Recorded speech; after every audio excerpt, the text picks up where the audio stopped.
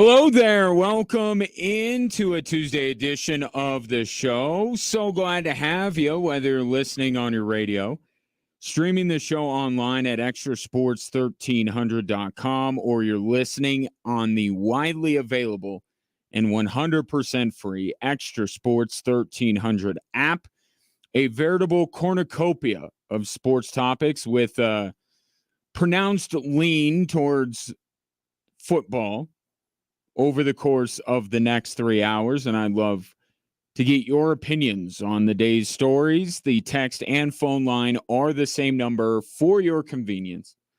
719-247-1313. You can also find me on X at Gingerly Tweets if you choose to communicate that way. Well, we finally made it. It was a long, arduous summer, but school is back in session. Not yet. My kids don't go back for like another month, but the Broncos are back at school. An appropriate analogy given the age of this Broncos team. They're young. They're going to be one of the youngest in the National Football League.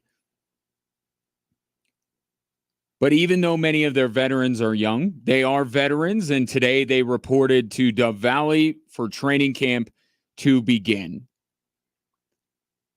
And let's make the main thing the main thing. This is about Bo Nix.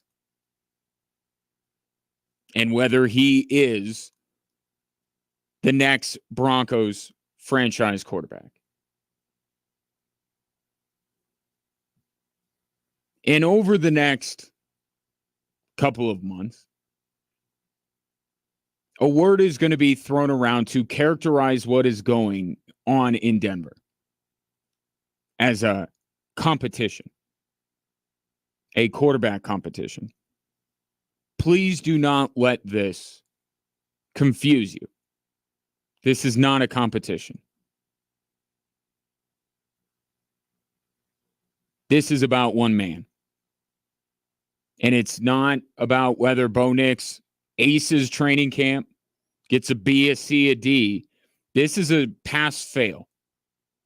If Bo Nix passes the test of training camp, he will be the Broncos starter week 1. If he doesn't, he will not be. You know, if you think about it, this is not unfamiliar terrain for you if you're a Broncos fan. Right? Even in the Super Bowl 50 season, there was a quarterback competition, a quarterback controversy of sorts, Brock Osweiler or Peyton Manning.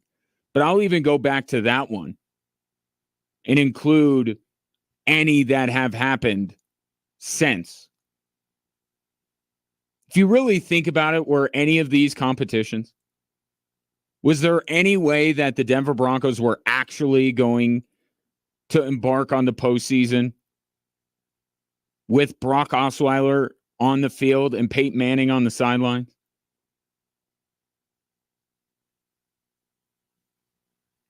Was there really any way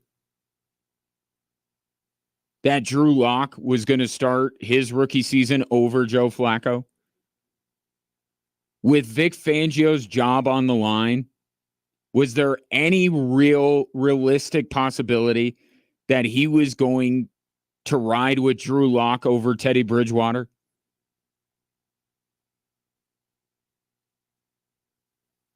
Was there really a competition between Trevor Siemian and Paxton Lynch? Thinking about this, none of those were really competitions. The outcome was apparent at the time what it was going to be. And as time goes on, it became even more obvious that there was going to be no other choice at quarterback than the ones that were made. All the signs were there. So allow me to lay the groundwork immediately and tell you that Sean Payton wants Bo Nix to start. He said today, we want to find the guy to help us beat Seattle. He has that guy in mind, and he's going to do everything in his power to make sure that Bo Nix is ready to go. And it's ultimately on Bo Nix whether he passes or fails. But passing training camp is a little bit different than passing your NFL career. We're not talking about necessarily what Bo Nix is going to become as the Broncos starter. Right now, it's just, will he be that? And to me, it is an obvious yes. The mere fact that they chose him tells you that they wanted a rookie to start week one. He is the most pro-ready as quarterbacks can be coming out of college. You know, I used to subscribe to the idea that you had to find a soft landing spot for your rookie quarterback. Because we can all agree, whether you agree with my assertion that he'll start week one and it's pretty much determined in advance he's going to start in week one or not, we're going to see him this season. I have zero doubt about that. And I don't expect that you have any doubt either. So I used to subscribe to the idea, and I remember the year 2016 with Paxton Lynch. And the reason I remember it is because I called the very week that I thought the best place for Paxton Lynch to start. And he ended up starting it. It was week 4 against the Tampa Bay Buccaneers. And the reason was because the Broncos, I believe, to start that season, had Carolina, who wasn't like the Broncos that far removed from a Super Bowl. I believe they played Andrew Luck and the Colts. It's not an easy spot to step into. And then I think they played, what was the other team? I had it written down. The Bengals, when they were good with Andy Dalton. So I thought, yeah, this isn't the spot. But then they had 2 weeks from then, they had a game against Atlanta with Matt Ryan, Dan Quinn, that whole crew. And I was on these airwaves and I said the best week to start Paxton Lynch would be that week 4 against Tampa. Tampa was not a very good team, proved to be not a great team that year.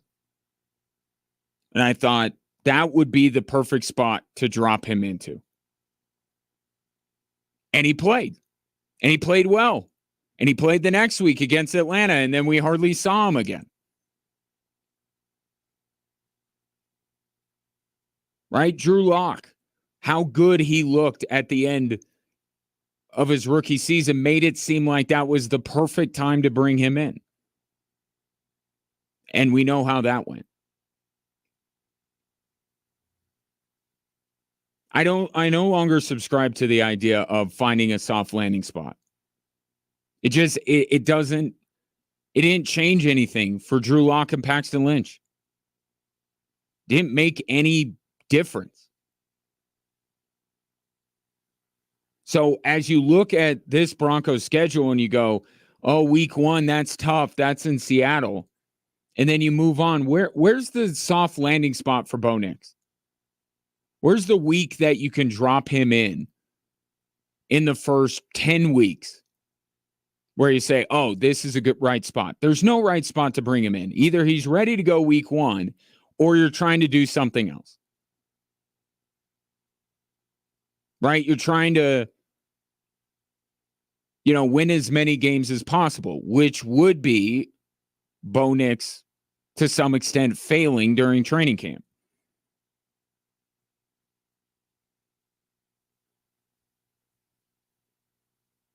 Because it's not just about winning, and Sean Payton today talked about how he plans to win. It's about winning with Bo Nix. He has put himself out there quite a ways with drafting Bo Nix. Many thought it was a reach. Many thought he was dealing with perhaps the least talented quarterback of the ones who win in the first round. And you can agree or disagree with that.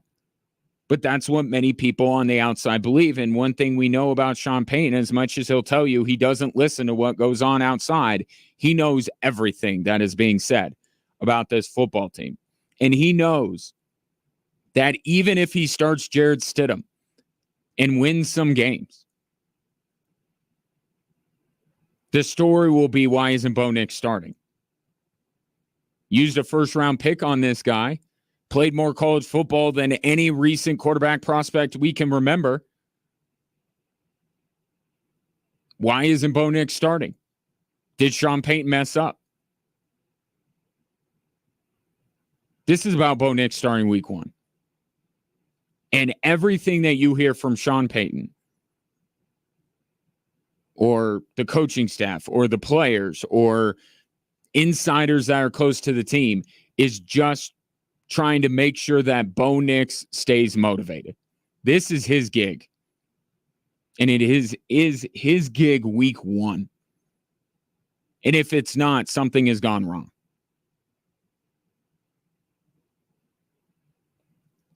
And have you noticed over the last few days that when the Broncos are being brought up, there's been a tone of Bo Nix might win this thing. And I'm sitting there saying, welcome to the party. Like, we've been here this whole time. Bo Nix was drafted to be the Broncos starter this season. And there's no good place to put him. You're going to put him, in back-to-back weeks against Kansas City and Baltimore. You're going to start him in a divisional game. You're going to start him on the road. There's no good place to put him. Week 1. That's the place.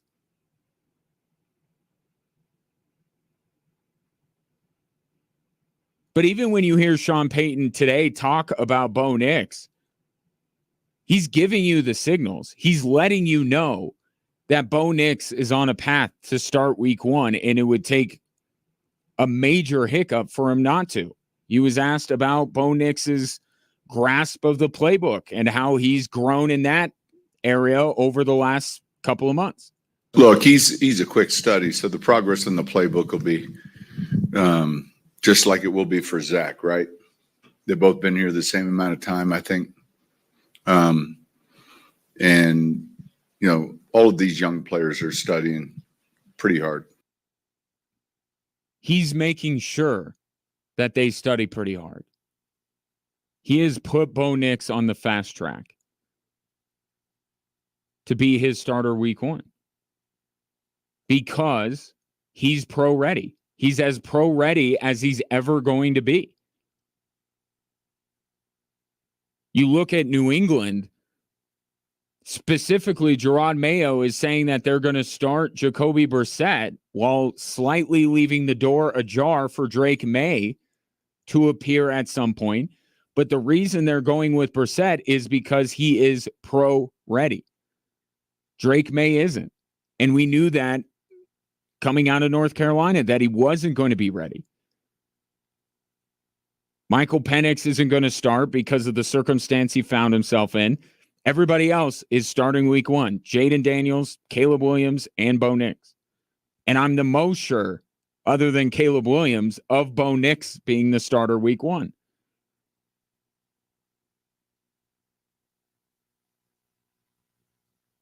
And look, we'll follow it. We'll hang on every word that Sean Payton says, and we'll read every report that Zach Wilson had a great day or Jared Stidham had a great day. But we know where this is going because we've known where all of these supposed quarterback competitions in the past are going. Every word you have heard, everything that Bo Nix is supposed to be, means that he will be ready week 1. And it's just a matter of him passing the training camp test. As long as he keeps progressing, he'll be the guy. Doesn't make training camp any less interesting. In fact, if you subscribe to the idea that if you have 2 quarterbacks, you have none, you should be happy to hear me say this. I'm telling you, the Broncos have a starting quarterback, and his name is Bo Nix, and the other two guys are not starting quarterbacks and won't be. I don't even think Zach Wilson's going to be on this team.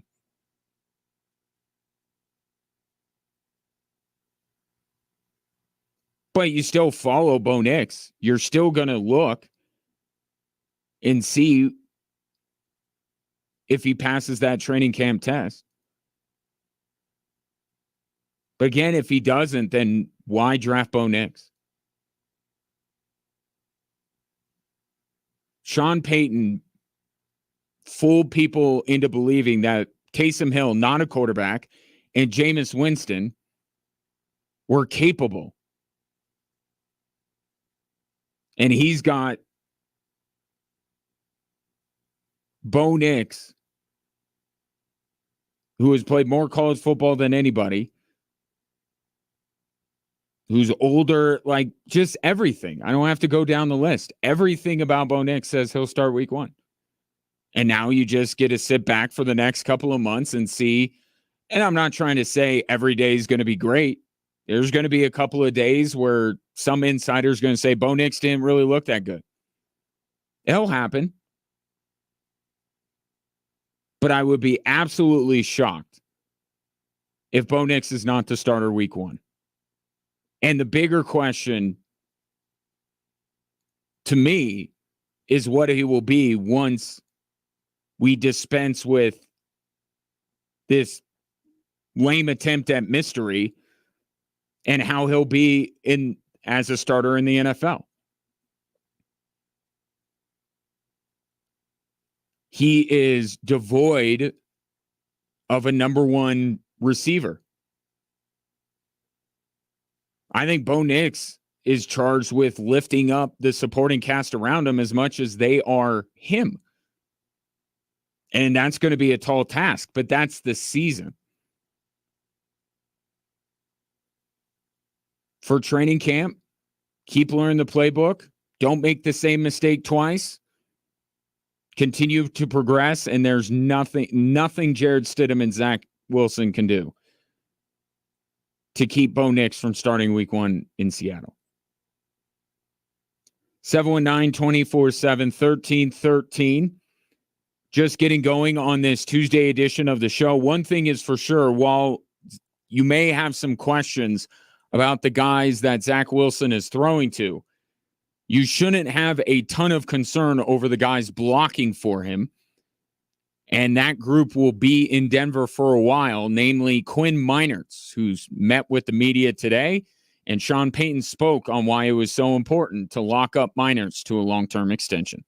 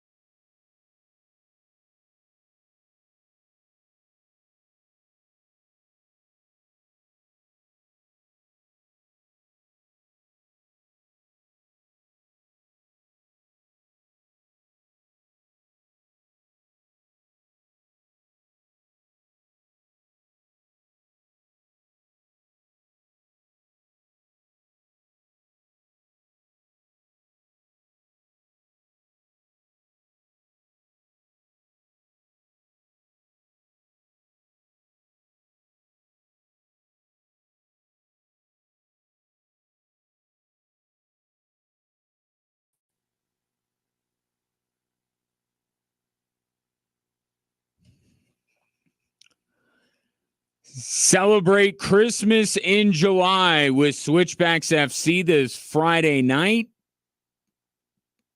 Be there at 6 p.m. as the first 2,000 fans through the gates will get a limited edition Switchback scarf powered by KOAA News 5. And then after the Switchbacks take on Las Vegas Lights FC, experience a very special Christmas fireworks display. It all goes down this Friday night, 6 p.m. at Widener Field. Get your tickets now at switchbacksfc.com. So many questions will be posed of the quarterback room, and specifically one quarterback in particular. But the idea is clear from the Denver Broncos, which is the quickest way or the most foolproof way to help Bo Nix develop as a quarterback is to give him time.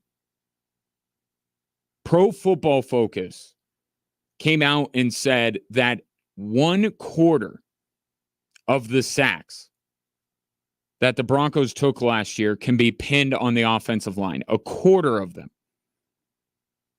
The rest, well, that's Pittsburgh's problem now. So with a quarterback that we have been told is more decisive with the football, that is going to be told by Sean Payton to get rid of the ball quicker than his predecessor, feels like this Broncos offensive line has a chance to be one of the better ones in the NFL and maybe be that way for a while. At least that's the Broncos' plan as they inked Quinn Meinerz last week to an extension. Sean Payton asked today how important it was or why they wanted to extend Quinn Meinerz. Man, there were so many things that we felt strong about. We're excited for him, his consistency in how he played at a position we value, and it made sense for, I think, the player and the club. And Peyton was quick to point out when somebody asked him about his history in New Orleans and paying guards, because there's this idea that, of course, tackles, while the left-right thing has kind of gone by the wayside a little bit, the idea is that tackles are more important than guards. But he was asked about his investment in guards when he was in New Orleans, and he was quick to point out it's guards and tackles that they value. They value the offensive line. He even tagged, and centers. It's just that they're going to be going a little bit cheap at the center position for a while. But Sean Payton talked about the importance of having a good offensive line. I think it's the most important position group on your roster. I think it permeates your building. And I believe that, and it served us well everywhere I've been. And he's right, especially when you talk about the type of quarterback that he has. And I'm not taking shots at Bo Nix. I'm not talking about, ceiling or talent or anything, but just Bo Nix, while some people want to talk about how he does have a deep ball and he is mobile, he's not Jaden Daniels and he's not Caleb Williams. Like, just in terms of a skill set, the type of quarterback that he is, right? He's going to try and win from the pocket. That's what Sean Payton wants him to do, and he needs a pocket to be able to do that. Whether he can prove to be an accurate and a good deep thrower in the NFL, if he can use his mobility that he showed at Oregon to his advantage in the NFL with bigger, faster, stronger players, that remains to be seen.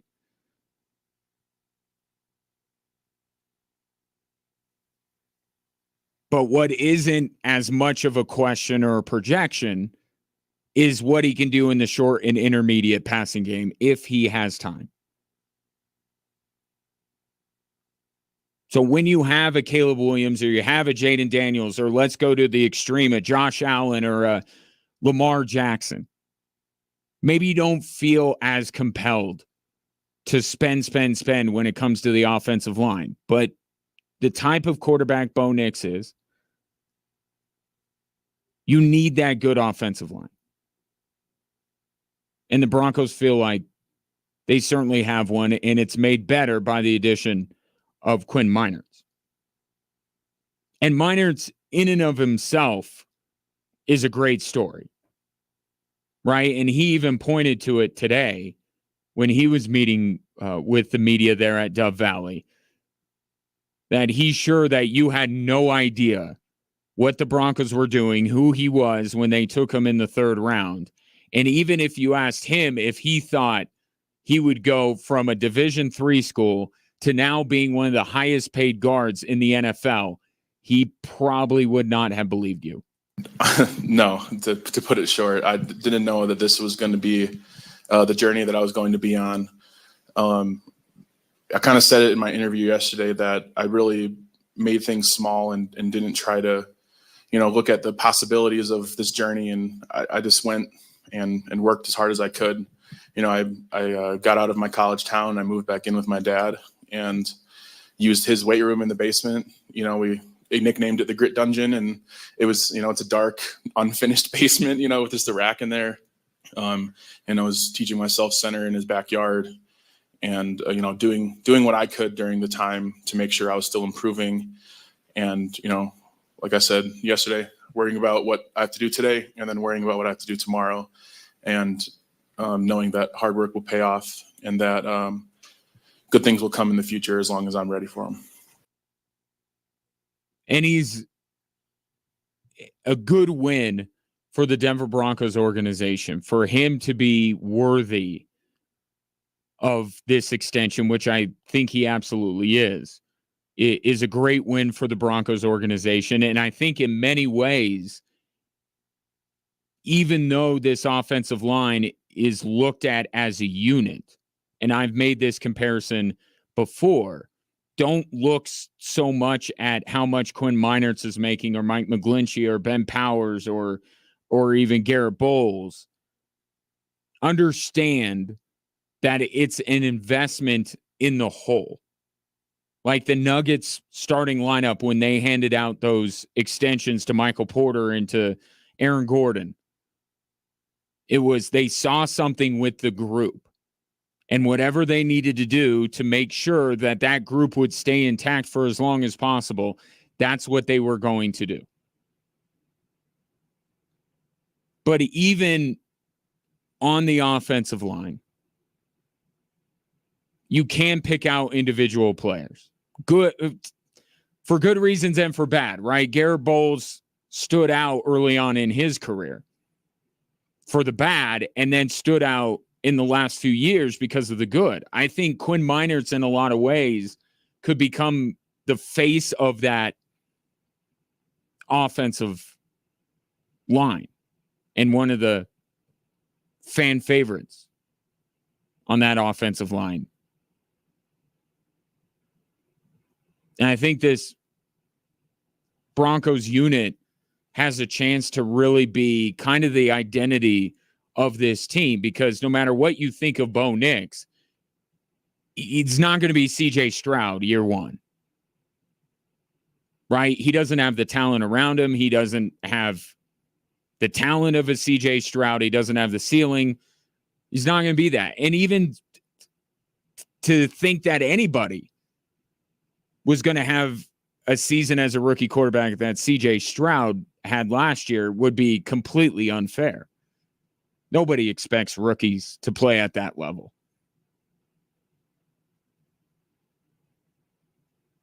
But while Sean Payton brings Bo Nix along, I think on offense, the identity of this team, not the most talked about because it'll be Bo Nix. That's the most talked about player. But I I think we're going to be talking a lot about the Broncos offensive line. A lot of focus is going to be on that moving forward. We have a competition at center,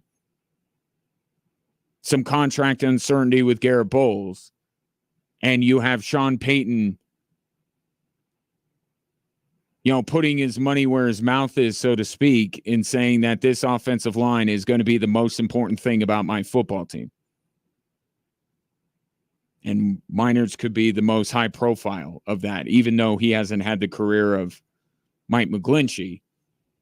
Some about those homegrown, we drafted him, we developed him type of guys that endears him to the fan base, and he already has. A lot of Quinn Meinerz fans in Colorado. But a great story. It's turned into a very good player. And if Bo Nix doesn't work, I don't know that we're going to be pinning it on the offensive line. I feel like they're going to do their job this year, and it'll be up to Bo Nix, Sean Payton, and the weapons around him to make the rest work. 719-247-1313. Coming up next, I don't know what Paul Feinbaum's deal is these days about Lincoln Riley and Deion Sanders, but I suppose it was only a matter of time before he linked the two of them. That's next here on Extra Sports 1300.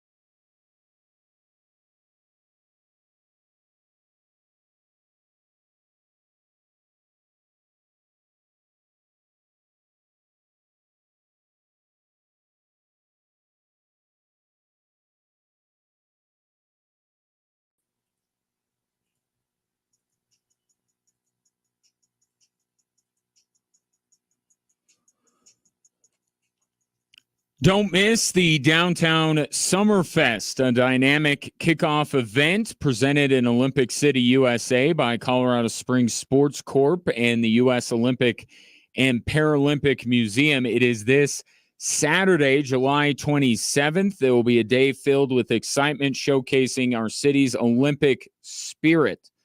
So make sure you head on down there this Saturday. Opening ceremonies from Paris on Friday night.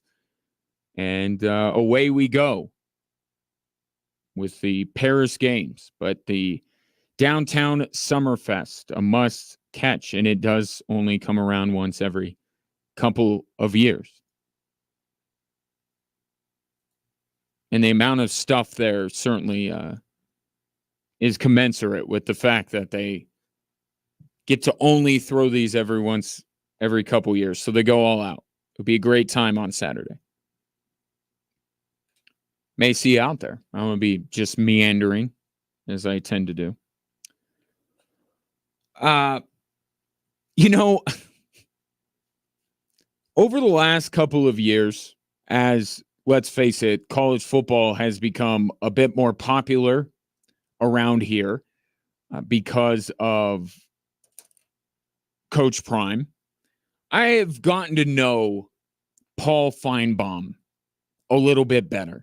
I'll admit I wasn't an avid listener to his radio show. I know he's incredibly popular, very good at what he does as a radio talk show host. But now that I'm seeing him and hearing him a little bit more, I realize that he has, like so many people in this great industry, some wild takes. And he has been showcasing them quite a bit over the last few days. And two people or two programs that he has been talking about quite a bit lately are USC in Colorado. Made the comments the other day that while Coach Prime is relevant, CU is not. Meanwhile, he's talking about Lincoln Riley and how his days may be numbered at USC, so it doesn't take a genius to figure out that at some point Paul Feinbaum was going to link the two together, and that exactly happened. You have to win in LA, otherwise you lose badly, and I think he's losing badly. And instead of harping on Lincoln Riley, I've decided to come up with a solution. I thought about this the other day. Okay, maybe he does well, maybe he doesn't, but the answer is really moving forward. And I believe the answer after this season is Deion Sanders. He's going to be tired of Colorado because, quite frankly, it's not prime time. He's done well as he can with his son and Travis Hunter and all the Stephen A's and Shannon Sharp appearances, but that's going to dry up this year because they're not going to be that great.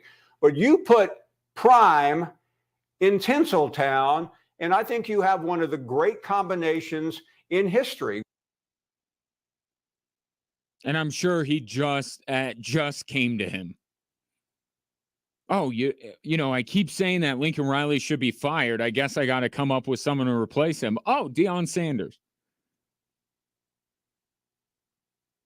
If you've been listening to Paul Feinbaum recently, you know that he was inevitably going to end up at this spot. But I think it is, on so many levels, a completely ridiculous take. First and foremost, above all else,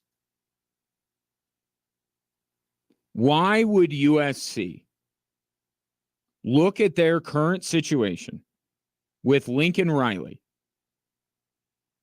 who I believe won 11 games not that long ago? I mean, we're acting like USC is absolutely trash. They're not where they want to be. And perhaps that's a bit of a referendum on Lincoln Riley. His inability to grow the defensive side of the football is quite staggering. That a guy that recruits as well as he does, that's as sharp as he is, can't figure out the other side of the football or find somebody that can figure out the other side of the football. So I'm not sitting here saying Lincoln Riley should be a lifetime coach of USC. I understand why maybe some Trojan fans are getting a little bit restless here. But why in the world would USC go from what they have in Lincoln Riley to a guy that, in Paul Feinbaum's own words, is not going to win at all this year? How are they going to do that? How are they going to sell that to their fan base? If the whole premise of USC right now is that Lincoln Riley, for as brilliant of a coach as he is, and as many Heisman Trophy winners as he gets his hands on in his coaching career, that they don't win enough. And then you're going to hold up a guy that, let's say, duplicates last season's success or failure, depending on what side of the aisle you're on with Deion Sanders' first year in Boulder. You're going to hold up that guy's resume as he's going to be the one to take USC, because CU should not be talking about a national championship. I know Coach Prime is, right? He's going to say a lot of things, right? But the more level-headed Buffs fans and people around CU aren't closing the door completely on the idea that the Buffs can win a national title, but certainly they say that is something for down the road. And that's not a realistic expectation right now. I think getting in the college football playoff is a little bit of a reach with this team, let alone winning it all. So that's the answer. USC is tired of only producing Heisman candidates and winning 10 or 11 games and not winning the national title. And the answer for that is Deion Sanders. 2 years into coaching major college football.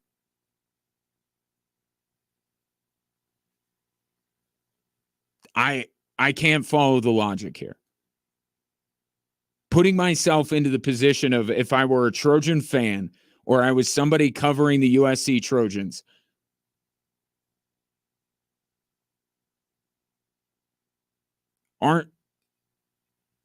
it's USC and Colorado battling for all of these guys, and USC is winning some and CU's losing some. I just think if they're going to replace Lincoln Riley, it better be with somebody who has a track record of success. Doesn't have to be necessarily national titles, but if Deion Sanders wins 8 games in 2 seasons, how are you going to sell that? I thought USC was about winning. I thought USC was about national championships. The reason he's at CU is because CU just wanted to be relevant. USC wants to win. Deion Sanders, absolutely. If I take Paul Feinbaum at his word, or take Paul Feinbaum with his opinion that the Buffs aren't winning much this year, there's no way he is a viable candidate to replace Lincoln Riley. Lincoln Riley will have doubled up Deion Sanders' win total from 2 years in 1 season and done it multiple years. I don't know how you sell the USC fan base on the idea that if it's about winning a national title, that you bring in Deion Sanders. This is still an experiment, and I have very little doubt, as unfortunately as this may be to Buffs fans, I have no doubt that Deion Sanders will not make Boulder his last stop in his coaching career. But it's not going to be after year 2. Give me a break. If Deion Sanders is tired of Boulder after 2 years with everything that school has given him and how much success that I actually think the Buffs will be able to get this year, then Deion Sanders his word isn't worth the paper that it's printed on. Then he is just a snake oil salesman. And I don't believe that he is. Some people might disagree with me, But I think he's really committed to building something in Boulder. Now, where does that end? How long does that go? It's not forever. I do think he'll make one step up in his coaching career before he's done. But after 2 years,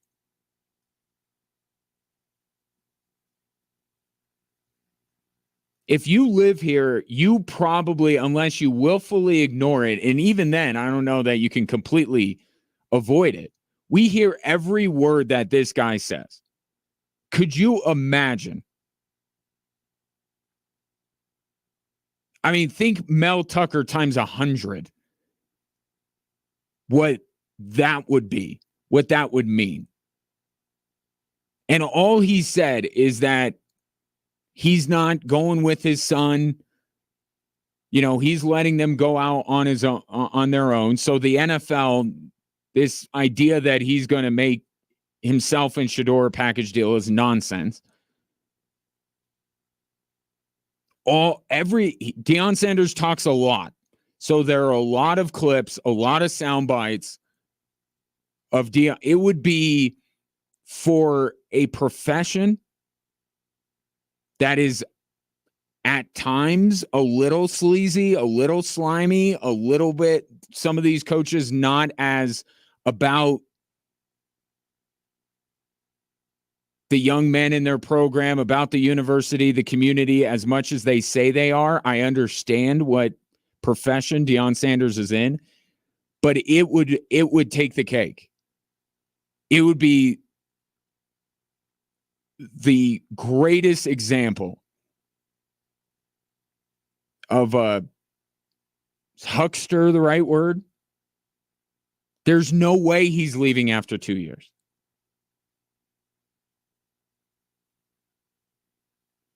And USC's not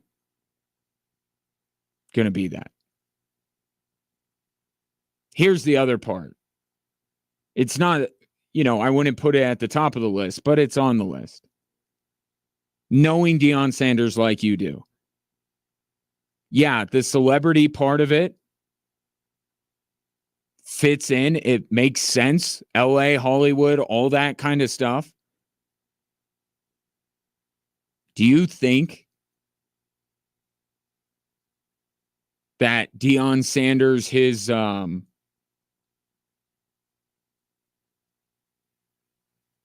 I go back to Joel Klatt's comment once that 90% of Deion Sanders is like Nick Saban. You think that kind of ideal, you think that works in LA at USC? I don't.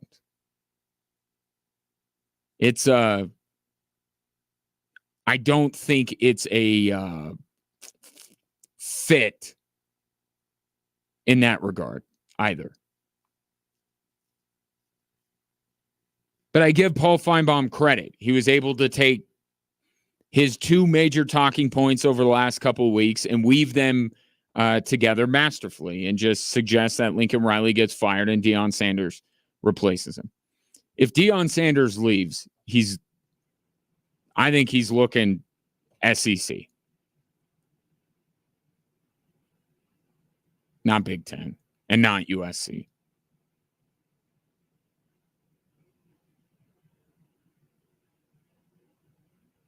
But I think that it's not just Paul Feinbaum. It's others. I think there is such a hope from people who cover college football on a national level. There is a real hope that sooner rather than later, Deion leaves Colorado. I do. I think they want they want everything that Deion Sanders brings, but they want it in the conference that they cover. They want it at the schools that they talk about. They want him at Michigan. They want him at USC. They want him at Ohio State or Alabama or Auburn, Georgia. They They want so desperately what CU has right now to be somewhere else.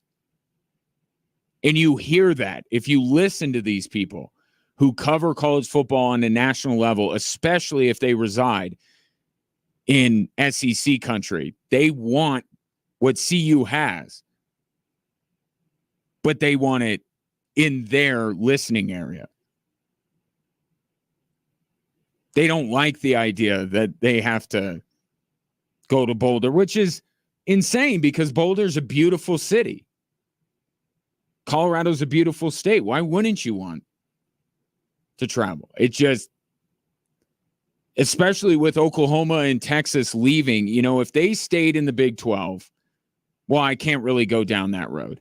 Because if they stay in the Big 12, then how much of all this other stuff even happens? But let's just pretend that Texas and Oklahoma stayed in the Big 12 and CU arrived with Coach Prime. I don't think there would be as much of that sentiment because they'd be like, okay, we still have Texas, Oklahoma. That's who he's going up against. That's fine.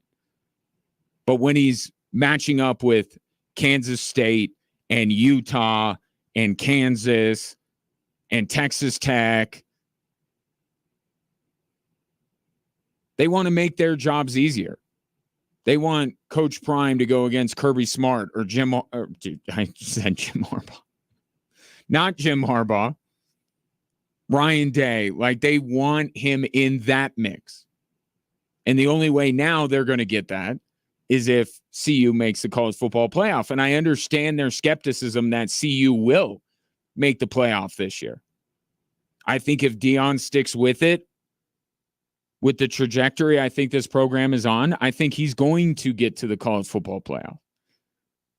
Even if you don't believe it at 12 teams, they're going to expand in like 2 years. I think that's behind this too. They see what's going on at Colorado. And maybe they doubt that it can be ultimately successful in Boulder, but they know it can be successful elsewhere. The problem is these other big schools aren't going to poach Deion Sanders until he wins at CU.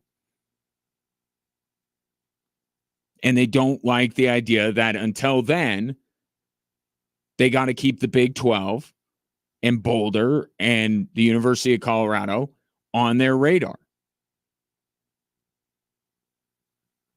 719-247-1313. Take your thoughts on Paul Feinbaum's comments.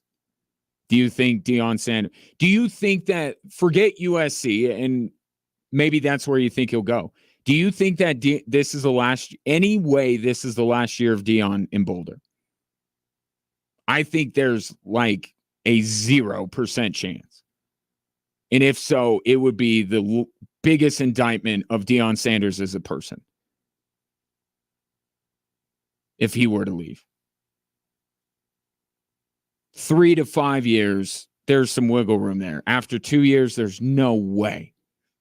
But everyone keeps trying to extricate him from Boulder at the college level and the NFL level. NFL people are dying to have Deion Sanders in the NFL. Forget the track record of college coaches in the NFL. Forget the fact that Deion Sanders hasn't even been successful at a major college institution. They want him in the NFL. They want him coaching the Cowboys. I don't see it happening. 719-247-1313. Coming up next, what Sean Payton wants to see from Bo Nix and all his rookies. And how's the rotation in this supposed quarterback competition going to go? That's next here on Extra Sports 1300.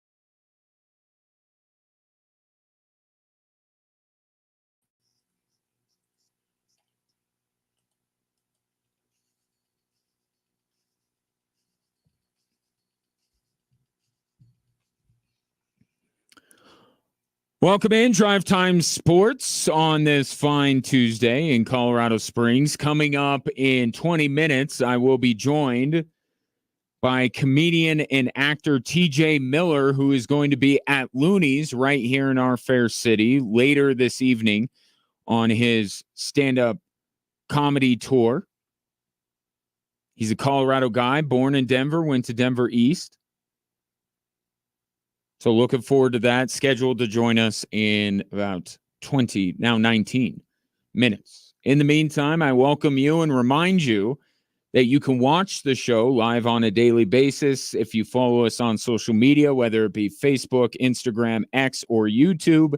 The handle is all the same, at XTRA Sports 1300. Veterans report to Broncos training camp today. Practices will get underway tomorrow. But the guy that will be discussed the most from here on out is not a guy that reported today. It's a guy that's already been there, and that is Bo Nix. The team says this is a competition. People will label it a competition. I started off the show by telling you it is not a competition. It is a one-man competition, and it is pass-fail. Does Bo Nix pass training camp, or does he not? I believe that Sean Payton has every intent of starting Bo Nix week 1. And a lot of this is just about keeping him motivated, pushing him to get better, and maybe even, yes, for Sean Payton, throwing people off the scent. But it's going to be Bo Nix unless something goes wrong. But let's play along. How will the competition work? What's going to be the rotation of the quarterbacks? When will Bo Nix be with the ones? I'm not going to sit here and lay out like here's how it goes, because I think the mistake made is deciding how it goes. Organically, this my experience I think we'll see a rotation initially, and then we'll move on from there.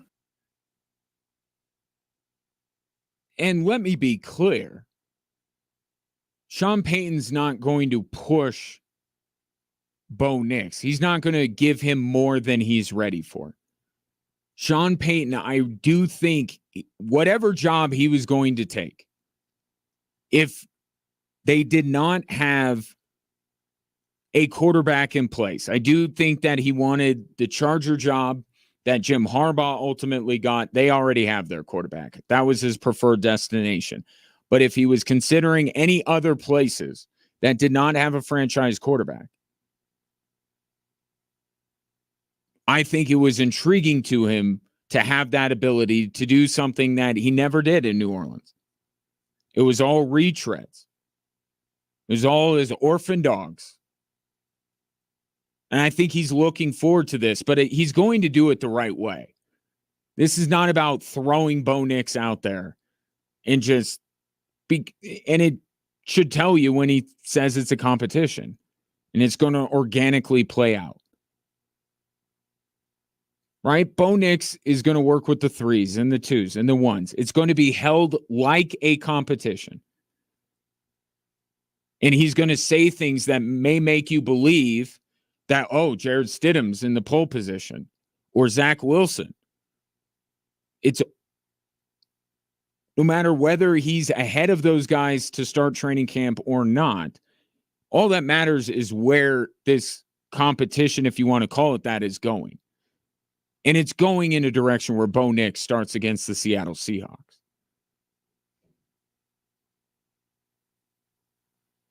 But Sean Payton wants to do this the right way, and doing it the right way is bringing Bo Nix along at the right pace, letting him go against the 3s and the 2s and gaining confidence and being able to see things a little bit better, and then eventually working him in with the 1s. Bo Nix is not going to be named the Broncos starting quarterback next week. We're going to go this whole time, and Sean Payton is not going to tell us anything. But when the day comes where it's time to name a starter, he'll say it's Bo Nix.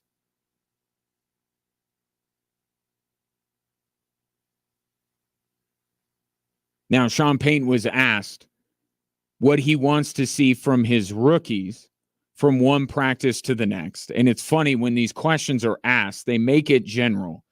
But you know that even though Troy Franklin's interesting and Jonah Ellis might be interesting, nobody's actually asking about those guys. They're asking about Bo Nix. But the question, to be fair, was what does Sean Payton want to see from his rookies from one practice to the next? Are the mistakes being repeated? I think, are they trying to do what's being coached? How well are they doing it? And then, like, there's a series of things that we look at when we evaluate these guys. Certainly talent's one of it, but, how well are they doing it? And I think all of us, everyone in here who's covered this game has seen preseason games where they find a rookie and there's this kid named Jaleel McLaughlin, and we're in San Francisco and he has over 105 yards, and we're like, he grew that night. Like something took place that night. And so that's what we're looking for. And that's what you should be looking for. Call it a Heisman moment. That's something to look out for as this preseason goes on, especially when they actually play games. Is there going to be a moment in one of these games where Bo Nix does something and you go, he's the starter? Because there's a decent chance that if you feel that way, because you saw with Jaleel McLaughlin in that night that Sean Payton was talking about, when he had that night, you're like, oh, well, there he is. There's the latest undrafted Denver Bronco that's going to make this team and have an impact.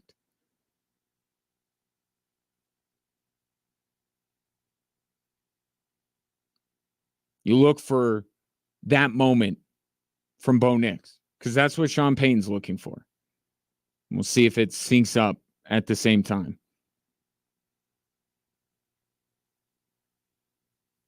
So I don't believe this is a quarterback competition so much as it's will Bo Nix do what he needs to do to get the starting job that Sean Payton is holding for him.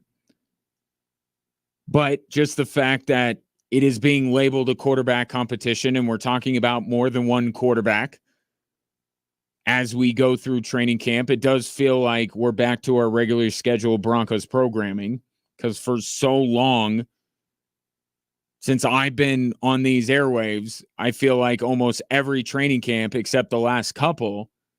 And even then, last year, I was pointing to Jarrett Stidham and say he's here for a reason. There wasn't any idea that Sean Payton would not start Russell Wilson, but I knew that Jarrett Stidham was in Denver for a reason, to be the succession plan. And we would see him at some point, but he wasn't competing with Russell Wilson. He was simply there for when Sean Payton grew tired of Russell Wilson and he could put him in at quarterback.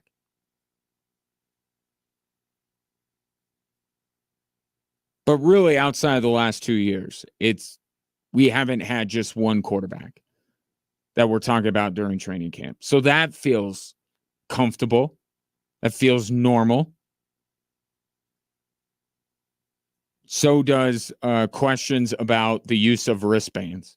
The wristband's helpful. We've used wristband in the past with quarterbacks I've coached before in Breeze. I don't know that you want the whole offense, like the whole offense on the wristband. You might put a goal line section, a red zone section. A lot of times it's third down.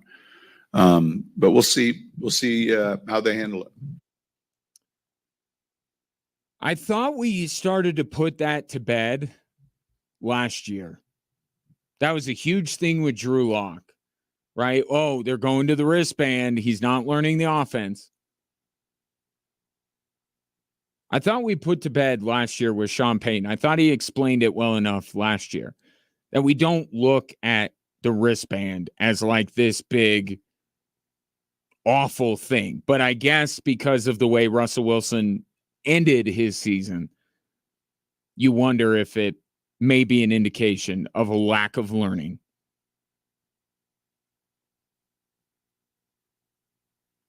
But Sean Payton put it right there. It's not going to be everything.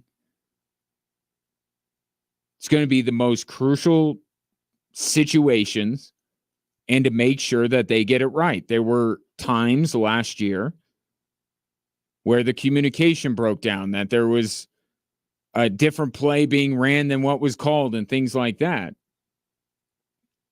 Third down, red zone, just an extra step to make sure that everyone is on the same page for these crucial moments, because that's going to be a big key for this Broncos team, is going to be how they perform on third down and how they perform in the red zone. So if the quarterback, whether it's Nix or Stidham or Wilson, can have just a piece of equipment to just make sure they know what they're supposed to do, then so be it. If they execute the play, then who cares? Right? I know it was a big thing with Drew Lock, and I bought into that. But years go on, it's like, okay, some guys don't need a wristband. It's like, would you rather your quarterback not wear a wristband and screw something up, or have a wristband and get everything right, every play call correctly?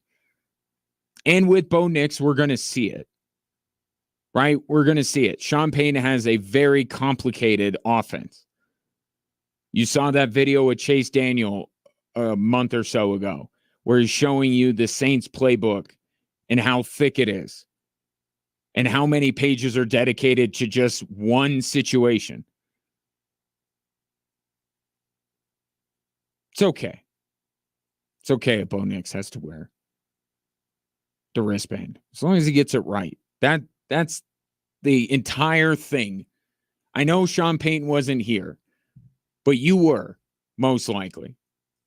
Don't you just hope more than anything else, whether you believe in Bo Nix or whether you don't, you just want to make sure that the Denver Broncos do everything they can to set Bo Nix up for success, to develop him the right way, whether it's a wristband, whether it's two wristbands, whether it's making him get a tattoo like the dude on Prison Break all over his torso so he has all the play. Like, who cares?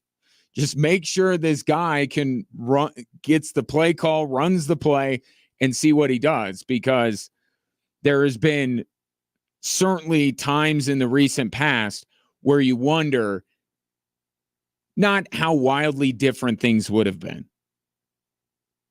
but just, did the Broncos do everything they could for Paxton Lynch, for Drew Lock? Did they really do everything?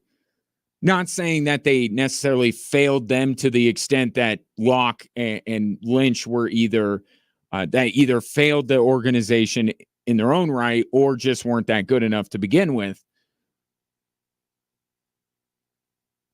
But was the best thing for Drew Lock's development to really give it the old college try, to replace him with Teddy Bridgewater?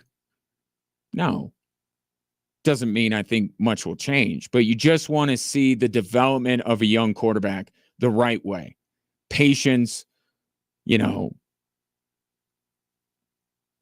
having the pieces in place, even the wristband, in order to make sure that Bo Nix can focus on executing the play rather than trying to rack his brain on what Sean Payton is saying to him. 719-247-1313. Sean Payton did get a little chippy today, and that also shows that we are definitely back when it comes to Broncos season, and Sean Payton's getting chippy with the media, and you could probably guess what question was brought up that made him get a little bit chippy. We'll get into that a little bit later. Coming up next, comic actor TJ Miller going to be at Looney's tonight as part of his stand-up tour, and he will join me next on Extra Sports 1300.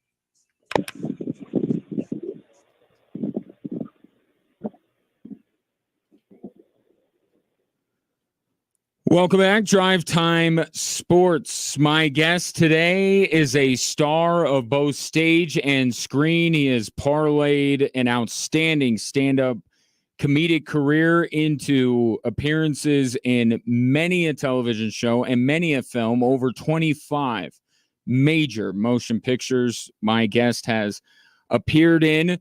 Some of them you love, some of them your kids love.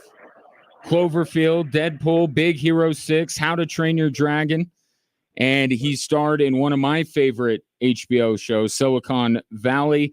He is first and foremost, though, a comedian with a successful stand-up career that you can see tonight in person at Looney's Comedy Corner right here in Colorado Springs. He is Denver's own TJ Miller. TJ, pleasure to have you, buddy. How are you? Are you kidding? Thanks for having me. I'm loving being, and you know me, I'm a Coloradan, but I'm loving being in Colorado Springs. And I'm here I'm at the Broadmoor right now for a neurosurgery conference about the neurospace. And that's because I had an AVM in 2010 and they did brain surgery and removed a golf ball sized piece of my right frontal lobe. And so I'm speaking tonight, actually in just about an hour.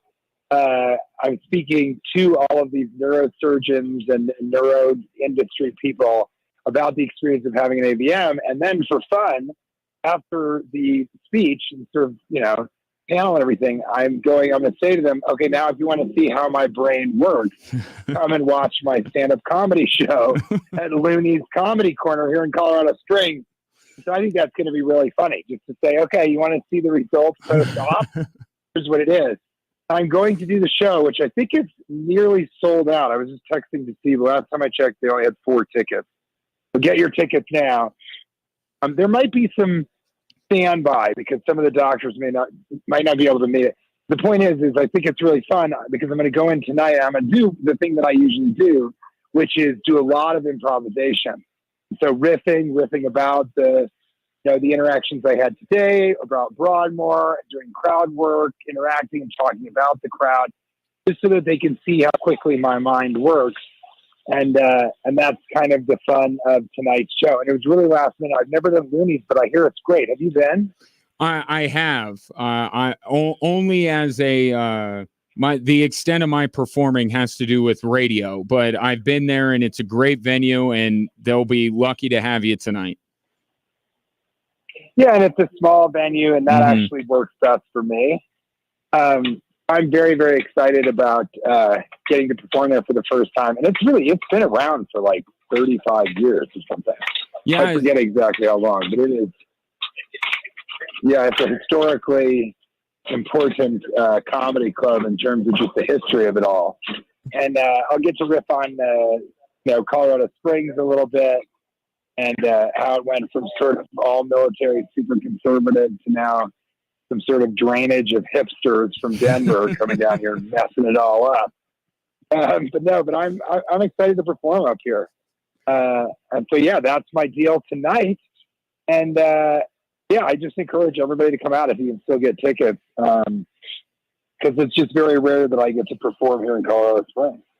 Yeah, let me throw out where you can go to get those tickets just so you can do it now while TJ and I are talking. You could go to Looney's site. I mean, everybody Googles things these days, and you've probably been to Looney's before, but Looney, LOONEYSCC.com, or TJ Miller does not have a website.com. Might be a little bit easier to remember that and go get that. I was going to ask you about because I listened to your latest album, Smooth Peanut Butter, and it was hysterical. Yeah.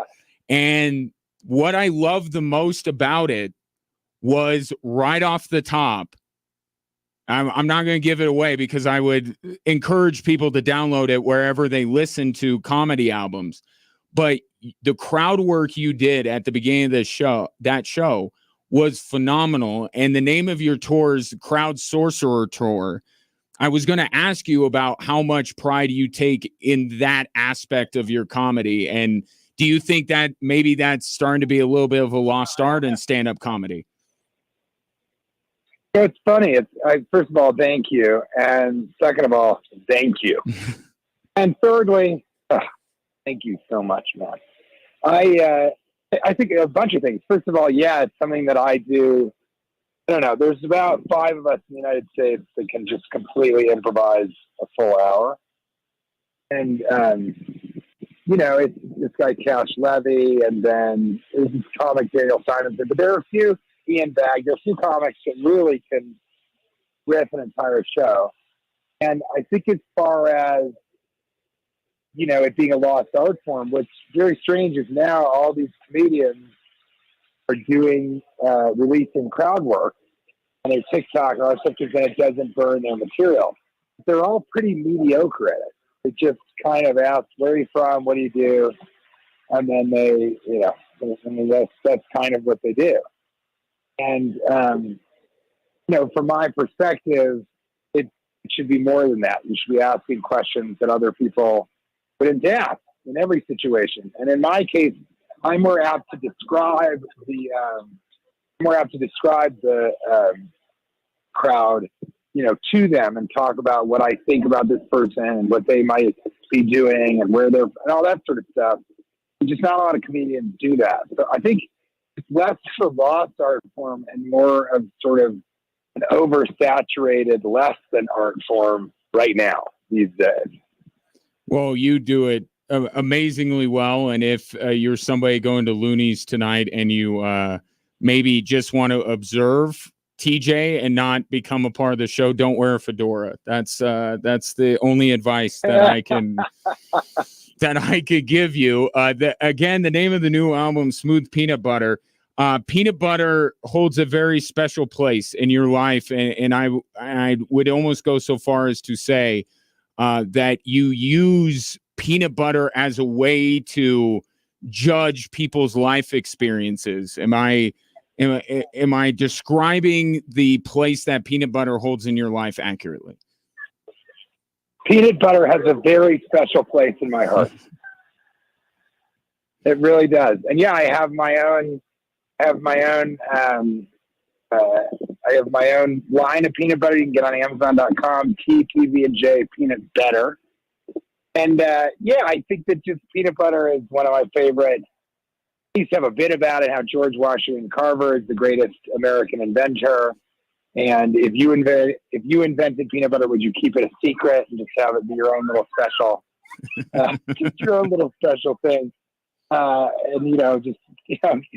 People are like, hey, does anybody want these jam sandwiches? Yeah, can I take mine in the bathroom? And then you come out, you're like, that's really good. What's going on? You've got something? Yeah, no, nothing. I don't know. I've always been a big peanut butter fan, and I also have my own line of hot sauce. I'm a huge fan of hot sauce as well. So I'm a comedian, but also a purveyor of fine food stuff. Look, in today's day and age, it is a gig economy. So you got to do every single thing that you could, possibly do. You got multiple homes, TJ. Those aren't cheap. I know. You got to get in a lot of different businesses. You gotta sell PB and HS. That's the deal. That is the deal. I love it. I wish I had a home in Colorado Springs. I live in. I grew up in Denver. My parents still live there, but I'm very jealous of the Coloradan lifestyle. When's the last time you were out here? It's beautiful. Well, let me try and think. Oh, actually, I was here in May because my father went into a coma and then had brain surgery, much like we're all talking about right now, and he's fine now. But yeah, I was in May for a pretty stressful thing. And then I went with my wife, I think, a few weeks back. I've been here since May. I've been here a few times, but this is my first, coming just to have fun time, And talking to neurosurgeons. As I said that, I thought the same thing, in my head, which I guess is talking to neurosurgeons and industry that makes neurospace tools and surgical instruments. Yeah, it's a blast. It actually is really fun. I'm pretty much the only famous person, celebrity or whatever, who had an AVM, And it's very rare that people who have AVM survive. So for those reasons, it's pretty, Yeah, it pretty is unique. remarkable. So it's nice to be here. Yeah, and I went down a bit of a rabbit hole last night learning some stuff about the procedure that you underwent. It's fascinating, and the way you talk about it and stuff. That would be a different. You'd have to be in a different mindset to go and watch you talk to neurosurgeons about that stuff than for the people who want to go see you at the comedy club. But I it's like I would be interested in hearing you talk in both venues because it's quite a fascinating thing, and that would certainly be a treat, I think, for those very smart people to be able to see somebody speak about something like that. TJ Miller, my guest, stand-up comedian and actor. I had a deep discussion with my sons, who are big fans of yours. And I only recently turned them to Deadpool and some of your more mature features recently. Of course, they love you because of Yogi Bear and Silicon Valley. Yeah. So I'm easing them into it, TJ. They will know your full catalog before too long, but for right now, it's a little bit of the stuff that Dad likes. But they, of course, love you from Yogi Bear, and they love you from How to Train Your Dragon. I'm curious, is there a character that you have played in a movie or television, animated or live action, that you're like, this is the closest to playing me I have ever done? Office Christmas Party. Which it's just Office Christmas Party. Oh, I love that you. I was hoping that you said it was going to be Office Christmas Party. Yeah. Kind of me. I just want everybody to have a good time. I want to save the day when I can. I'm very much about other people. And that's a character who's never like, I'm good at insulting people. I'm good at handling hecklers. I can do all of that. Everybody knows that. But ultimately, I don't really insult people unless they absolutely deserve it. And so Office Christmas Party, I think, is a little bit more like me. So that's probably the closest.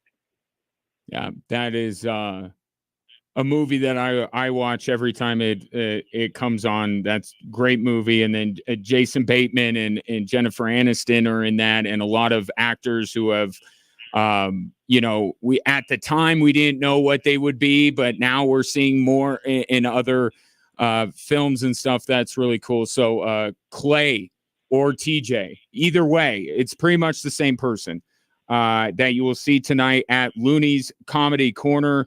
Again, TJ Miller does not have a website.com would be where to get tickets, but also check out the hot sauce, check out the peanut butter.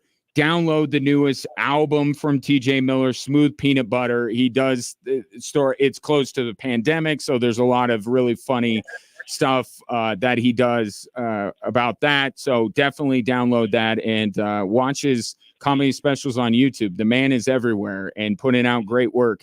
TJ, this was a lot of fun. Thanks for taking time. Good luck with the neurosurgeons and have a good time tonight here in Colorado Springs.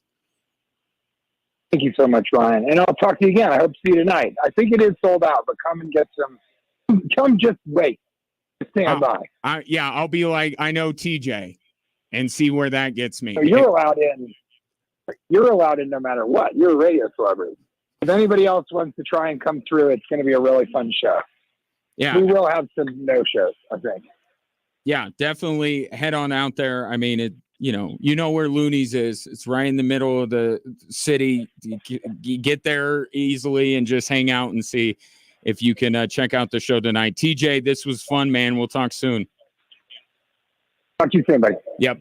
That's TJ Miller, stand-up comedian, actor, right here in Colorado Springs. That is quite fortuitous timing, I would say, because when I heard that TJ was coming to Colorado Springs, I went, wait, really? And now No, part of the reason why he's out here. He's at the Broadmoor for a neuroscience conference. It's crazy. My favorite office Christmas party legitimately is one of my, and you know me, I am not a big Christmas guy. I don't get into the spirit. I would say that office Christmas party isn't your typical Christmas movie, but love that movie. Obviously, Deadpool was the role he played in the first two was huge. And then on Silicon Valley, I was just talking to Chris from 98.1 KKFM before I went on air today, and we both were big fans of Erlich Bachman on Silicon Valley. So that's cool. Again, Smooth Peanut Butter, the new album, and then Looney's Comedy Corner tonight at 9. One more time, TJ Miller does not have a website.com, and you can look up Looney's on Facebook, or you could go to Looney's CC, as in looniescomedycorner.com, and see if you can grab a couple of tickets. I'm not surprised it's close to sold out. All right. Well, deviation from if I had more time, I would talk next time TJ comes on. We'll talk a little sports, growing up in Colorado and all that. But coming up next, we will get back to these sports, and I don't want to make you wait any longer. Just a great way to ring in the new football year is to hear how agitated Sean Payton got at times during today's opening training camp conference. That's next here on Extra Sports 1300.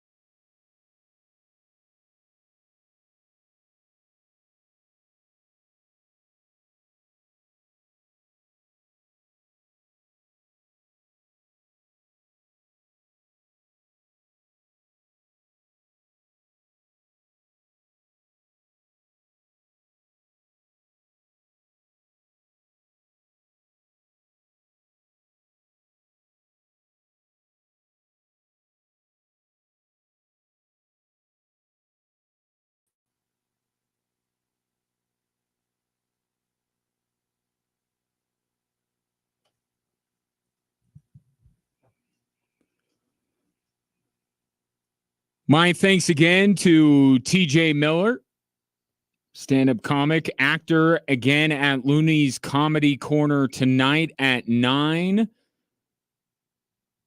I would be quite sure that in the time TJ and I were talking that the last few tickets to the show were sold out. But as TJ said, you get some no-shows. And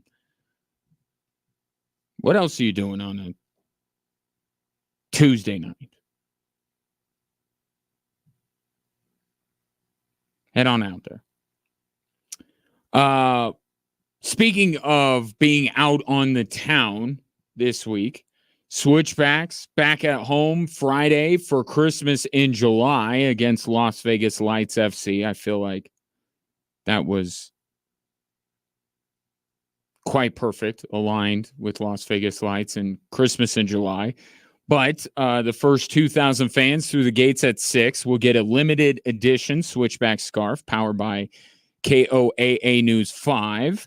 And then after the Switchbacks, hopefully beat Las Vegas. They need a victory. Last couple weeks haven't been as fun for the Colorado Springs Switchbacks, but you know how they play at home.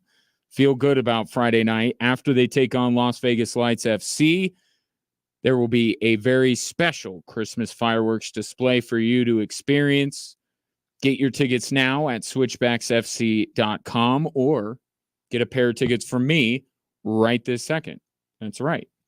13th texter to text Switchbacks and their name to 719-247-1313.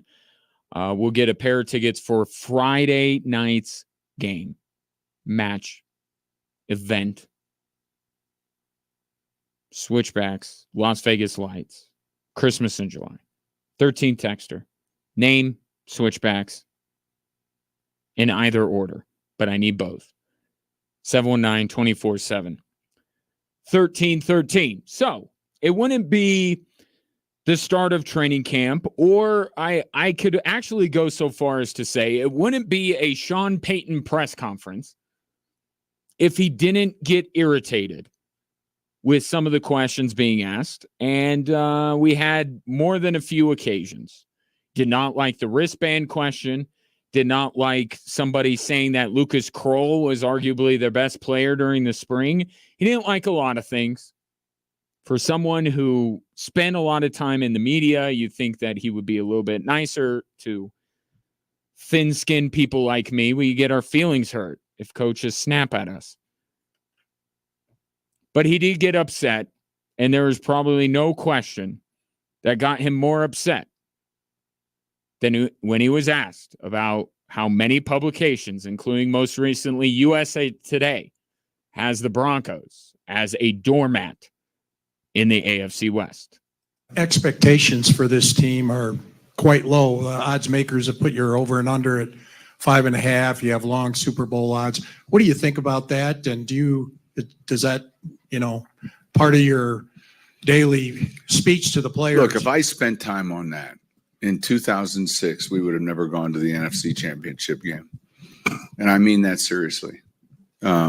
Back my first year as a head coach in New Orleans, I don't have time to spend time on that, nor do I wish to spend time on it. I understand they have a job to do and where we're selected, and none of that means anything. It's stuff to talk about when the media cycle is quiet. We'll get ready to play, and we expect to compete. We expect to win. I mean, to be fair, we don't need the news cycle. I would say a slow news cycle story is so-and-so is in the best shape of his life. Like, that's a slow news cycle. This is just the time of year. It happens every year. You start to predict where these teams are, and then we see training camp. If anybody gets hurt, if anybody changes our mind, and then we re-rack them if necessary before the start of the season. But Sean Payton does not have much patience for Again, the media. I mean, let's just be honest. For a guy that made a pretty sizable paycheck, I would imagine, being a member of the media, he sure seems to have some level of disdain for the media. At any rate, let's talk about this because USA Today came out with their projections for the upcoming season, and they had the Broncos at 4-13, which may be the worst of any major publications' projections for the Denver Broncos that I have seen. USA Today took the cake. 4-13. Just talked the other day. FanDuel, their power rankings, had the Broncos dead last. So Mike Kliss there wasn't just making it up. It's starting to become the opinion, the prevailing opinion from the media about this Broncos team.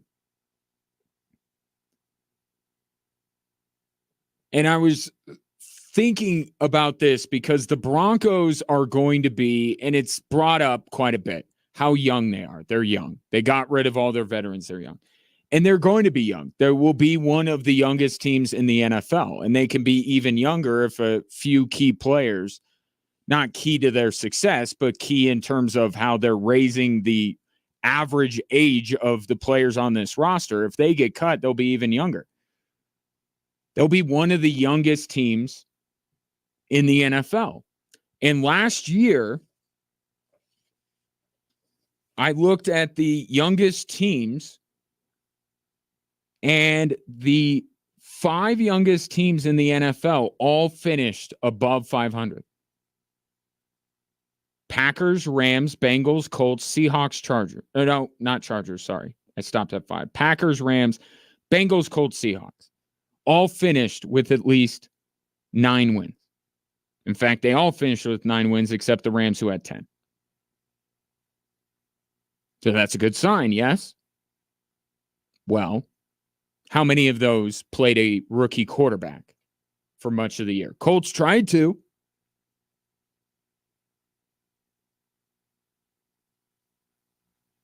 So you look more historically at what the Broncos could be this year. Some of the youngest teams in the NFL over the last few years. Last year was the Packers. Year before was the Browns. They went 7-10. That would be exceeding expectations, but that was the 3rd year under Kevin Stefanski, and they had, as Gerard Mayo said today, a pro-ready quarterback in Jacoby Brissett, guy with a little bit more time.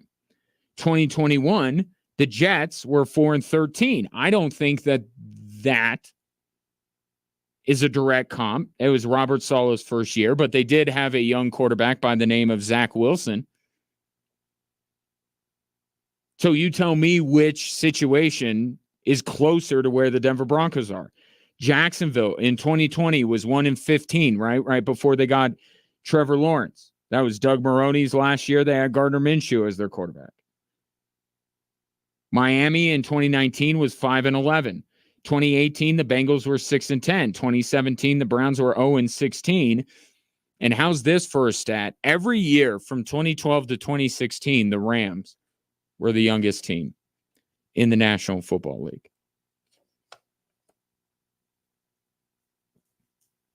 I think it is entirely possible that the Broncos only win 4 games. And it's not even that much of a referendum on Bo Nix. He is a little bit, but he's a rookie. Right? So a lot of the low expectations for Bo Nix are understandable.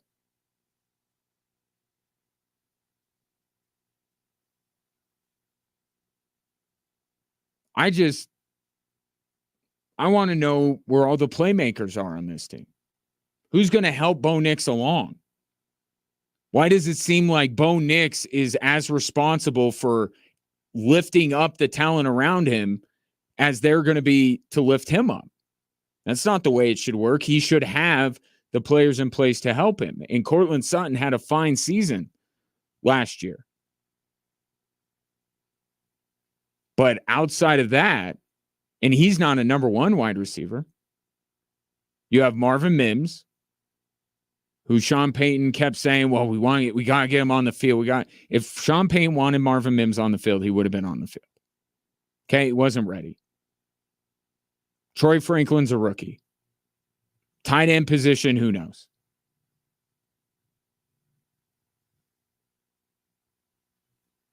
Running back room's interesting. But I don't think this team is, given what happened last year, going to be cool with just 3 yards in a cloud of dust moving up the field. You got to move the ball a little bit. And then you look at the defensive side, and other than Pat Surtain, you don't have another alpha on this defense. You have position groups that have depth, but they are young. And that's part of the problem here with the youth of the Denver Broncos. And these aren't young players, but young first-round picks. Right? These are developmental guys. These are guys that need a longer runway. So even though the youngest teams in the NFL last year fared quite well, I just don't think that you can set that as a legitimate ceiling for this football team. And you certainly can, and you got to listen to Sean Payton when he talks about this. You can't take last year and apply it to this year. You can't. He's been abundantly clear about that. Russell Wilson is gone. Justin Simmons is gone. Lloyd Cushenberry is gone. Josie Jewell, gone. And the guy that they thought was going to step in for him, out. There is some continuity, most notably on the offensive line, which is a good thing. And that may be the strength of this football team. I do like the pass rushing group, but I think one guy you would like to see emerge. Right? Maybe throw out a double-digit sack season. It's not just that they're young. Right? They're young guys that George Payton, to his credit, was able to find later in the draft, and you like it. But these aren't highly touted draft picks that don't need a lot of time to develop. Bo Nix is the only one. The rookie that you trust the most, even though it is probably the most volatile, given recent track record of developing young quarterbacks. And I'm not just talking about the Broncos. I'm talking about the NFL in general. The most volatile position is quarterback. And yet that's the rookie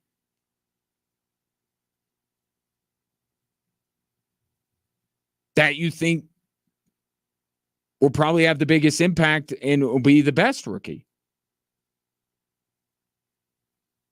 It's not just youth. There's a talent gap.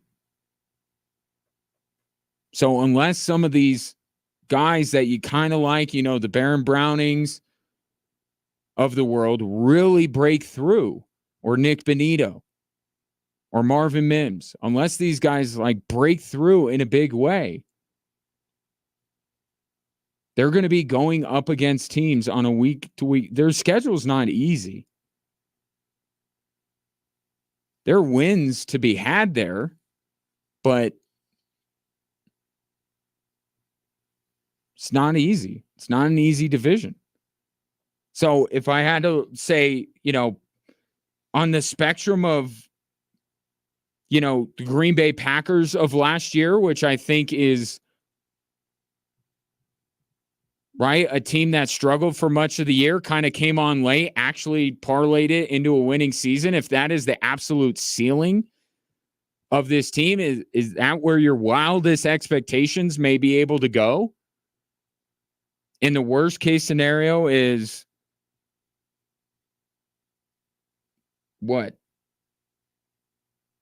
Jacksonville at 1-15? Yeah, 4 or 5 wins. I think they'll have more than 4 wins. But I don't think that these outlets are being totally insane when they have them at the bottom of the division only winning 4 or 5 games. That's closer to reality than 9-8 and competing for the playoffs. That's not what this year's supposed to be about anyway. 719-24-7-1313. 3 stories that are driving the show are next. The future depends on teachers who are reinventing the classroom and starting to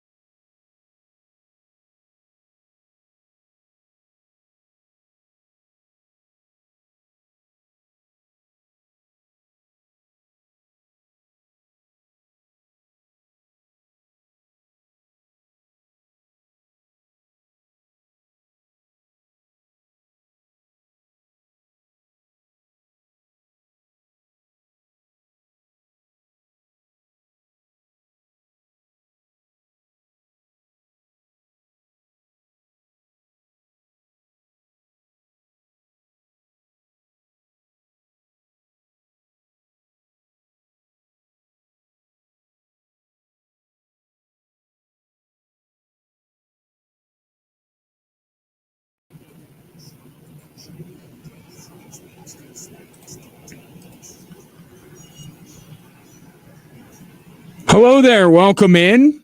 Drive Time Sports on this Tuesday. Ryan Kaufman with you. Thanks for stopping by.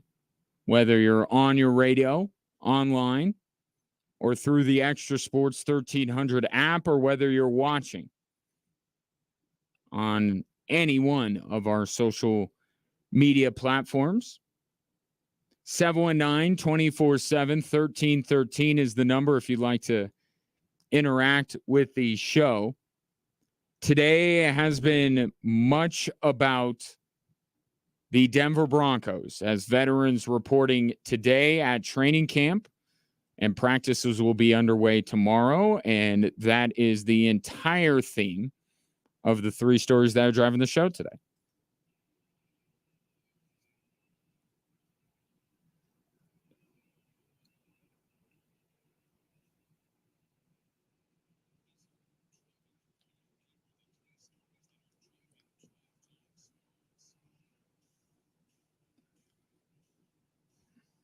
All righty, let's start with what this training camp is going to be about first and foremost, and maybe second, third, and fourth as well. The quarterbacks. Here's Sean Payton on the plan. I'm not going to sit here and lay out like here's how it goes, because I think the mistake made is deciding how it goes.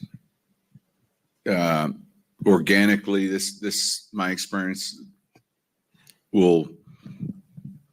Yeah, I think we'll see a rotation initially, and then we'll move on from there. There will be much discussion about Zach Wilson and Jared Stidham, not more than Bo Nix, but they'll be mentioned. But everything that Sean Payton says from here on out, and really before this, right from the moment they drafted Bo Nix, everything points to him being the starter week 1. All of this is about getting him ready for week 1. This is not an open competition. This is an if Bo Nix fails and isn't ready by week 1, then who do the Broncos go with? That's how this is. And really, if you look back at many of the supposed competitions that the Broncos have had at quarterback, how much are they really competitions? Either based on what you heard at the time and saw at the time, or what you found out about after. We found out a lot of stuff after the fact about Paxton Lynch to make you feel like, oh, yeah, he wasn't really. They may have wanted to draft him, but once they got him in camp, yeah, they were done with him pretty quick. But they want to start Trevor Siemian from the outset. They didn't want to put Paxton Lynch in game one. Fast forward a few years later. Did you ever think that Vic Fangio, with his job on the line, was going to throw Drew Lock out there instead of Teddy Bridgewater? Forgive me for sounding a little bit like Aaron Rodgers, but people just put that word on these things arbitrarily. Look at what I have become. It's really not a competition. The better competition within the quarterback room is whether Jared Stidham or Zach Wilson can remain on this roster. Because I don't think that the Broncos, unless Bo Nix is an utter disaster in this training camp, will be looking to carry 3 quarterbacks with all the help they need at other positions. So that's the competition. It's a competition of survivor.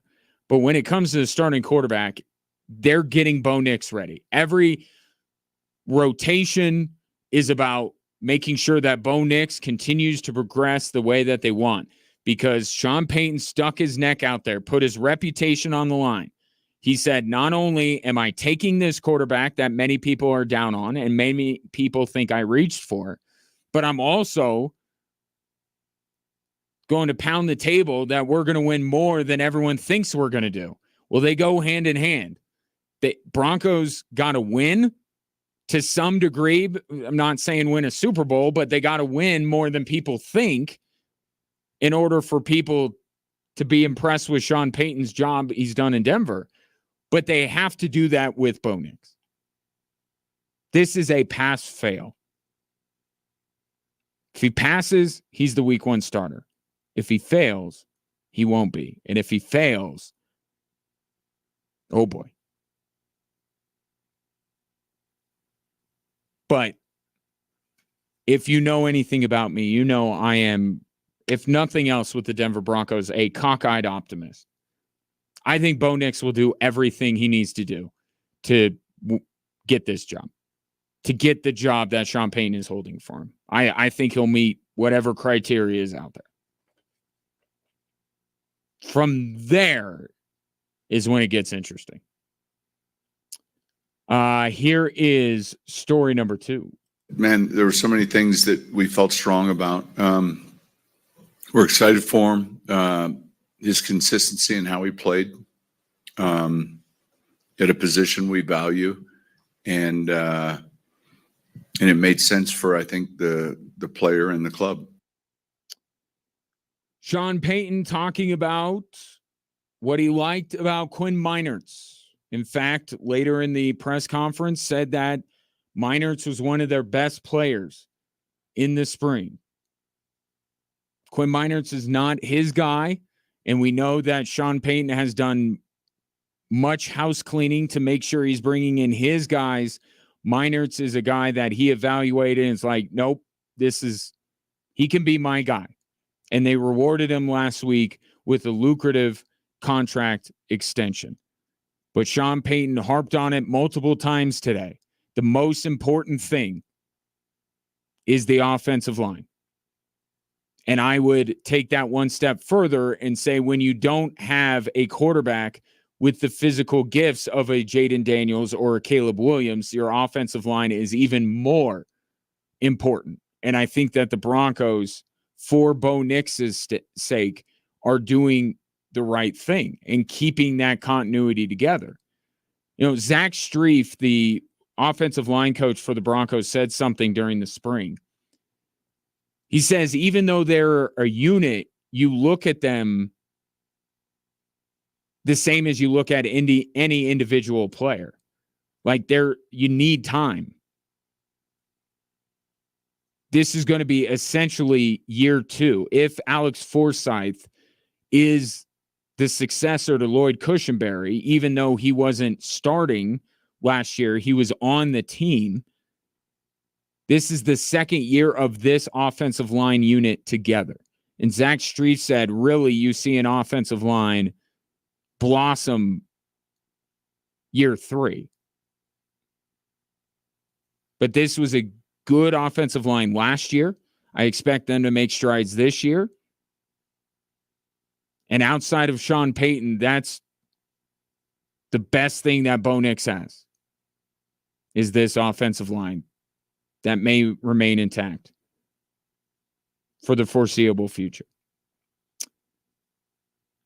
Now, Quinn Meinert's got a brand new contract. Sure seems to me like another Bronco will not be getting the new contract or the new terms of his contract changed. Take a listen. Any update on Cortland Sutton? Have you had any talks with him or discussions? No, with him? I mean, and there won't be any. He'll be here, like we talked about, and ready to go. Now, the question, I don't think was just about Cortland Sutton holding out. And that kind of part of it was already settled, where Cortland Sutton was like, I'm going to be there.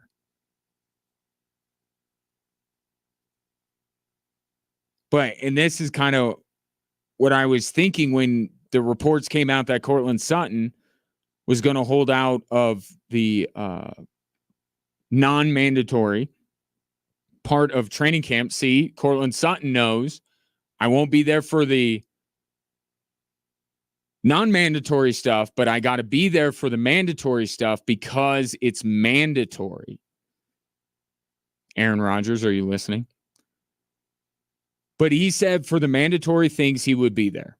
And I said the risk that he's running is he will lose all leverage, any leverage that he has. And I don't think it was much to begin with, but he would potentially lose it all, and the Broncos would be under no pressure whatsoever to give him the raise that he was seeking. And I feel like Sean Payton's comments kind of point towards, you did your holdout, we stood firm, now you're showing up when you need to show up, this matter is resolved. We'll see. Maybe they do end up giving Cortland Sutton a bump. I also said from the outset it would be an easy win. You have the cap space. Just bump them up a couple mil. Easy for me to say, but thought it would be an easy win for the Denver Broncos. He's not asking for what Brandon Ayuk's asking for, or Jamar Chase, or CeeDee Lamb. He basically wants a little bit of a bump because of the year he had last year. Broncos don't have to give it to him, but kind of feels like he's earned an attaboy. So we'll see. But listening to that exchange, it makes me feel like Cortland Sutton's contract negotiation may have come to an end. So those are the three big takeaways, three big stories out of training camp. I do want to reintroduce this fine piece of audio, so call it a bonus story that's driving the show. And I believe the answer after this season is Deion Sanders. He's going to be tired of Colorado because, quite frankly, it's not prime time. He's done well as he can with his son and Travis Hunter and all the Stephen A's and Shannon Sharp appearances, but that's going to dry up this year because they're not going to be that great. But you put prime in Tinseltown, and I think you have one of the great combinations in history. That was Paul Feinbaum on First Take. And I don't know that in a 30-second clip, I have disagreed with so many things. It may have set a record. For the most times I went, no.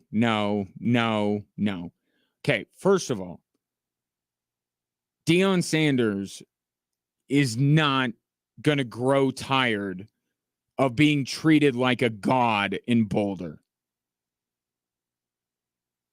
Okay, he's not going to grow tired of Boulder and CU, and they're not going to be as bad as Paul Feinbaum thinks they will be. I think they will win more games than they did last year. they will be progressing. And I think as long as they're progressing, as long as they're improving, maybe not by 1 win, but 2, if they get bowl eligible, which is kind of where I've honed in my expectation for this team, depending on how it looks as the season goes on, if they win 6 close games and they get blown out the rest, it's a little bit different. But I think there will be enough progress made and enough success this year in Boulder that Coach Prime will not throw up his hands and say, I'm done. I can't win here. Because if that's the case, then he doesn't have the temperament to be a head coach. Like, he just doesn't. 2 years and you're out? Because here's the other aspect of this. The thing I vehemently disagree with the most is the idea that USC will fire Lincoln Riley and bring in Deion Sanders. If the whole premise of Paul Feinbaum's thesis here is that Lincoln Riley doesn't win enough, how in the world are they going to hold up Coach Prime with 7 or 8 wins and say, this is the guy that's going to put us back to where we were when Pete Carroll was here? There's a reason he's in Boulder, okay? And he hasn't proven any concept yet, except he can take an irrelevant team and make them relevant. But that is an easier jump to make than to go from making a program relevant to making them a national championship threat. And nothing that Deion Sanders has done. And I support him. I think he's going to do good things in Boulder. I think it's working. It will work. But 2 years in, I don't know that anybody can look at it honestly and say that Coach Prime, after 2 years, unless he reaches his own expectation, will be a viable candidate for any major college coaching job after just 2 years.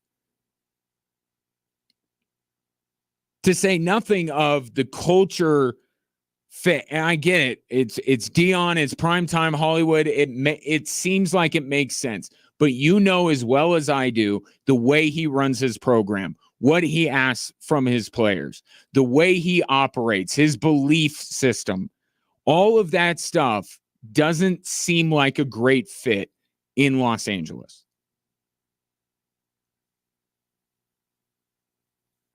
To be the face of that program.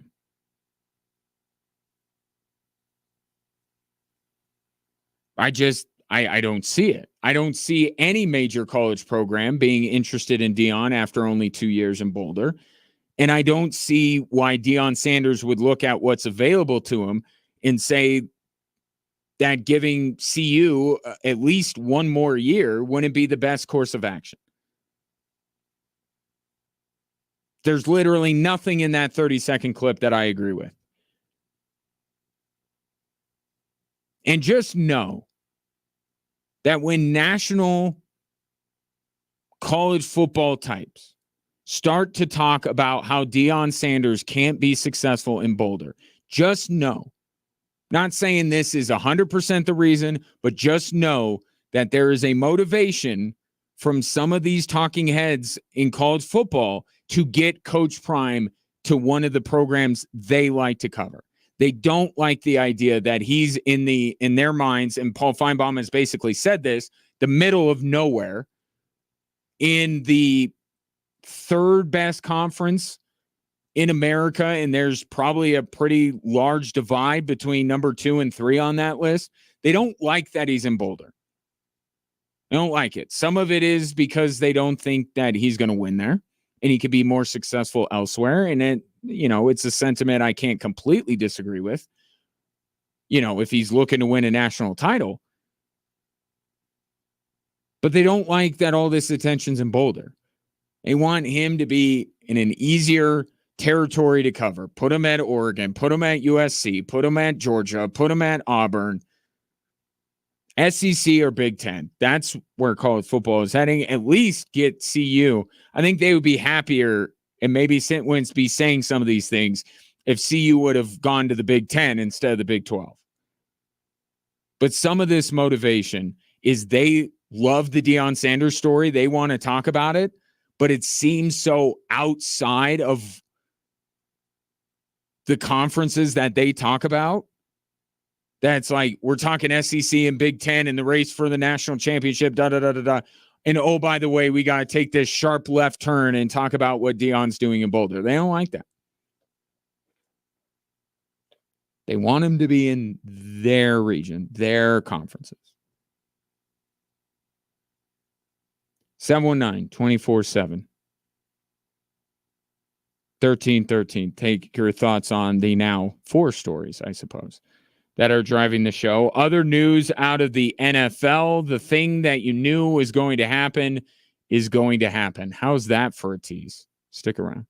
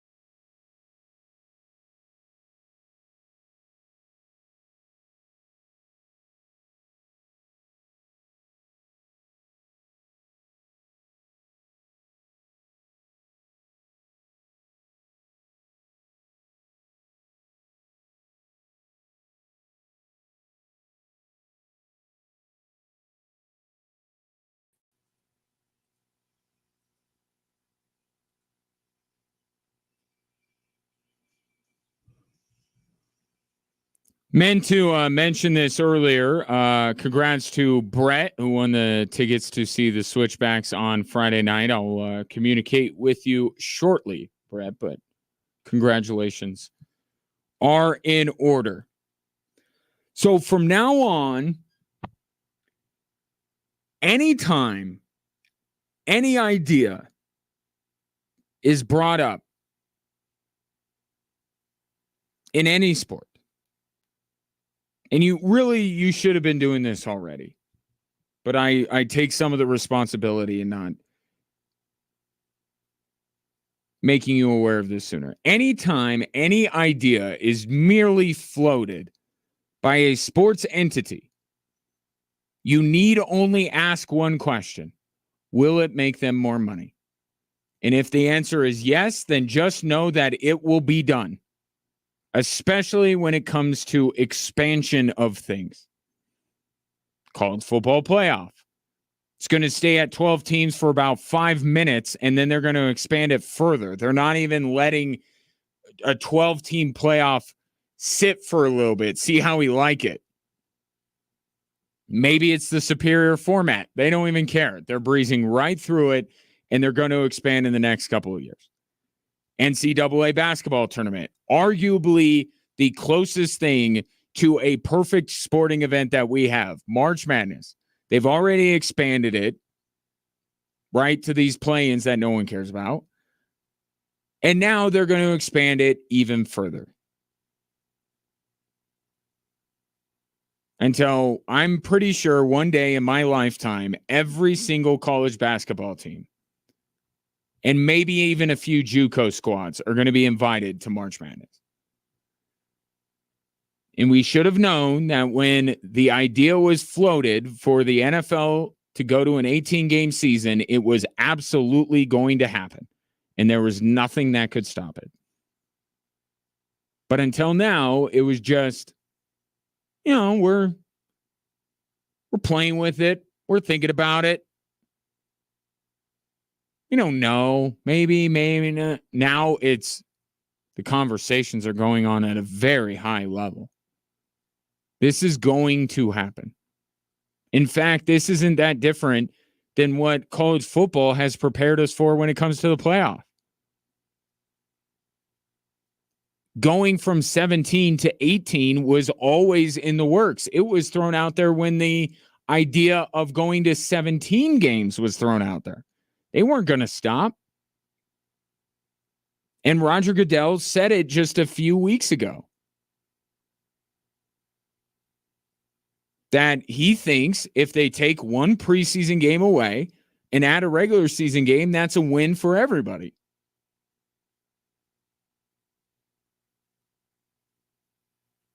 Now, my decision-making and my thoughts have nothing to do with what is more profitable for the NFL, so I will counter with a better idea. How about you don't expand the season and you just take away another meaningless football game?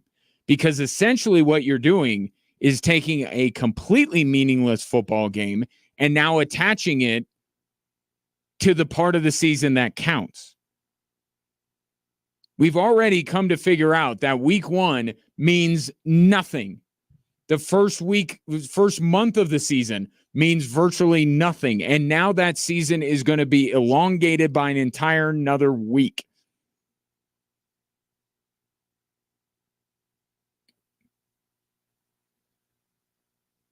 I would plead with the NFL and say you're taking the best sport in America that more people care about than any other, and you're making a great thing a little less great, but they don't care because it will make them more money. We should all be so lucky in our lives to be able to make a lot of decisions that just ultimately allow us to print more money. I don't know what that's like, and maybe I would be more in the mindset of NFL owners if I had that ability, but I don't. Usually many of the decisions I make in my life, I either have to invest more money with the hope that I get more money in the long term, or I just flat out lose money. I look forward to finding out where that threshold is, to where every decision you make, even if it's not a good decision, gets you more money. All my bad ideas seem to lose me money. I don't quite, not there yet. But the NFL can have bad ideas and make money. Like putting their games on 18 different providers. It's a terrible idea. It's not looking out for the fan. But they're going to make more money. Gouging us on Sunday Ticket for years. That's the big takeaway from Sunday Ticket, this whole case. I don't know if you've been following it. The big takeaway is that the NFL are charged more than they had to. They charged more than they had to so they could go to their broadcast television partners like CBS and Fox and go, we are protecting your ability to have people tune in because the price of Sunday Ticket is so prohibitive to so many people. They charge more than they had to. That's not a good idea, is it? They made more money. Expanding the playoff field to 7 teams in each conference. Awful idea. Terrible idea. No good has come from this. Tell me one good thing that has happened since the NFL expanded the playoff field. You can't, because there's not. You could get by just fine without one extra game that they put on Amazon and make you pay for it. And it's an absolute bloodbath because you're putting a team that doesn't deserve to be in the playoffs against a team that very much deserves to be in the playoffs, and it shows out on the field.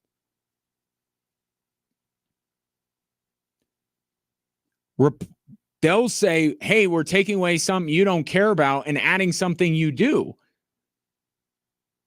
But they are essentially adding something that you don't care about and cheapening their product.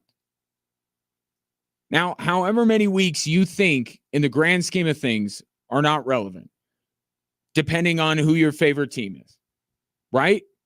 For my favorite team, basically 16 weeks of the season are irrelevant. And then it kind of goes, down the list from there. If you're trying to tank for Caleb Williams, then you need,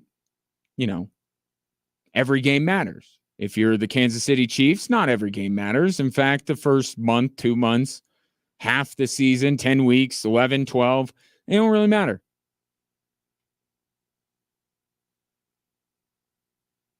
But adding an additional week just means that that's another week at the beginning of the season that is less relevant. Now, the first month of the NFL season is like the first month of the NBA season or the first month of the NHL season. Doesn't matter. Doesn't matter one bit. But they're going to do it, and maybe it'll take a few years for them to actually implement it. But they'll move to 18 games, and I will sit here and I will complain and I will say that the NFL continues to take a great product and make it slightly less great every year with their decisions. And I, like you, will fork over whatever I have to watch these games because it's the NFL. That's how this works. But dang it, I'm going to complain in the meantime. I'm going to give them my 2 cents. Tell you that much. 18-game season. Like it, don't like it. Let me know. 719-247-1313. Here's something that you will very much like if you've been dealing with arthritic joint pain. Maybe you've been told surgery, pain pills, steroids, they're your only options. Well, QC Kinetics says not necessarily. There are exciting new cellular therapies that can get you lasting relief from that arthritic joint pain, whether it's in your knees, hips, back, or shoulder. QC Kinetics is the nation's leader in advanced regenerative medicine, which basically boils down to this. They accelerate your own body's healing properties to revitalize your joints so you can move again. They have tens of thousands of satisfied patients nationwide. Many of them live right here in our fair city. Learn how QC Kinetics can treat the pain, enhance your joints, restore your mobility, and give you long-term relief with no downtime. This is regenerative, restorative, cellular treatments for your achy joints. Quite simply, it is the future of medicine. Call for a free consultation now, 719-347-1988. That's 719-347-1988. QC Kinetics, 719-347-1988.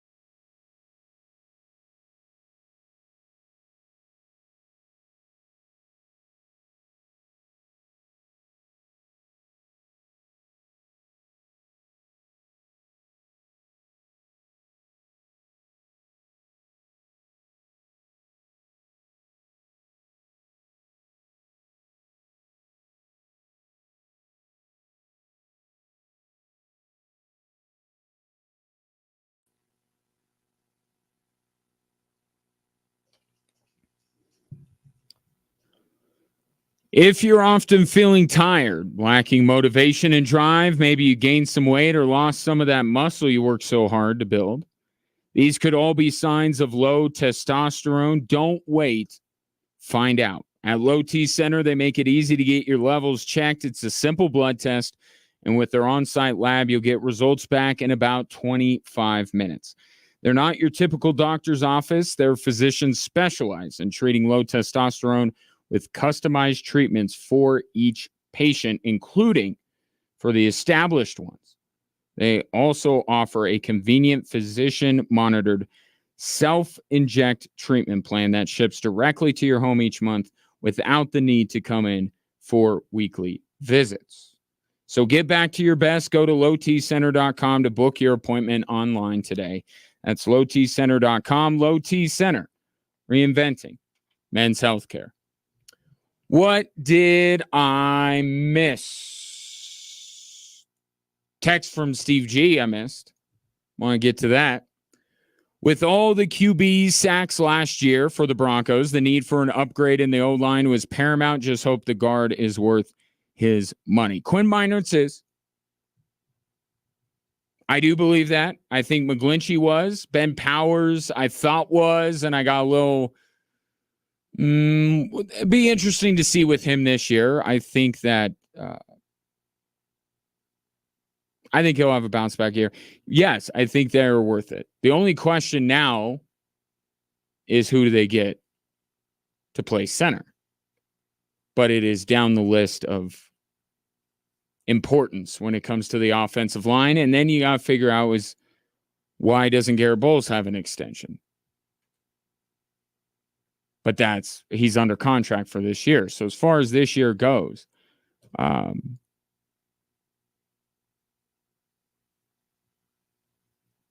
there's only two things with the Denver Broncos that I believe they will have an advantage over a decent chunk of the teams that they play this year. Coaching, offensive line. Outside of that, maybe the secondary. I mean, certainly Pat Surtain is arguably the best corner in every football game he plays in. But as a unit, like the coaching staff, like the offensive line, everything other than that is a little bit lacking. But by the way, that's what it's supposed to be. Okay, I get what Sean Payton's saying, and he's a competitor, and he's giving you what you want to hear, that this isn't going to be a completely lost season. It's year one of a rebuild. Right? Last year was the assessment of the roster. Who can I go forward with? Who can I not? And now this is, I don't want to say this is really the first year of Sean Payton, but in many ways it is.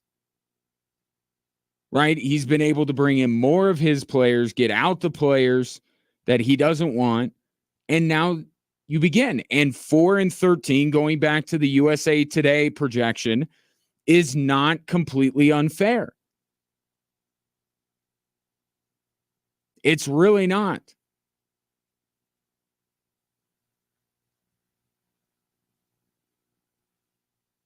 Now, if Bo Nix plays extremely well and progresses faster than I think or many people think, then okay, we'll see. Like when the Broncos started to get going last season, that run that they went on,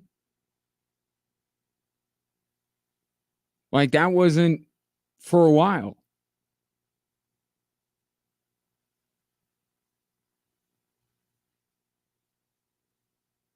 But this team, and it's been happening for years, they just aren't bringing in enough talent year in and year out. And then some of the talent they do have, they end up losing for a variety of reasons.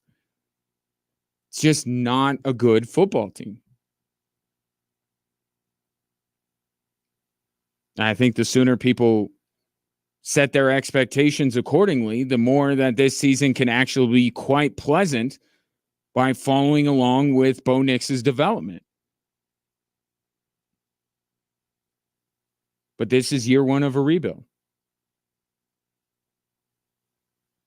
Rebuilding teams win 4 or 5 games.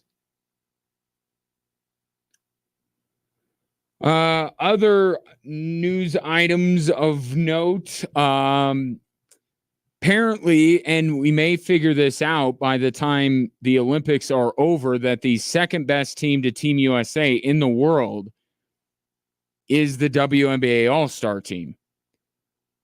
Team USA in their tune-up before their second tune-up, really, before the Paris Games. They beat Germany earlier today. So yeah, here are the world rankings. Team WNBA, Team USA, everybody else. So Team USA victorious. Let's see what else. Reggie Jackson has found a new home. Nuggets traded him to Charlotte, as you recall. No surprise, Charlotte bought him out. And now he is a member of the Philadelphia 76ers. So if you're a Nuggets fan, I don't know how you're supposed to feel about that. In some ways, he did cross over to the dark side. But, he was cast aside by the Nuggets. So can't get too upset. And, not like he joined the Wolves or Thunder. But Reggie Jackson signs with the Philadelphia 76ers. Serious story. The video from Terrell Davis being arrested on the plane, his lawyer released it. Not a lot to see. Nobody was filming the incident. It was just merely Terrell Davis taken away in handcuffs, but that is a little jarring to see. And I understand what he said when he was on the Today Show the other day about how terrible and embarrassed he felt and ashamed he felt, not because he did anything wrong, but just to subject his children to seeing their father getting put in handcuffs, even though he didn't put up a fight. He cooperated. Was no incident. Awful. So doesn't seem like a few minutes earlier, a little while earlier struck a flight attendant, and even law enforcement let him go. Like, this is not even a question. He didn't hit the flight attendant. Law enforcement apologized to him. Now it's just a matter of whether Terrell Davis is going to own that airline by the end of this. And then, I saw this. We're all getting in the Olympic spirit. How would you like to have a gold medal from the Dream Team? You can.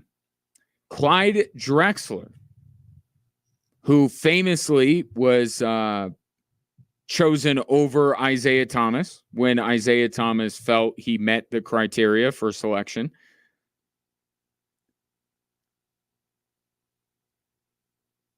Clyde Drexler is auctioning off his gold medal. And it can be yours if no one outbids you for the low, low price of $250,000.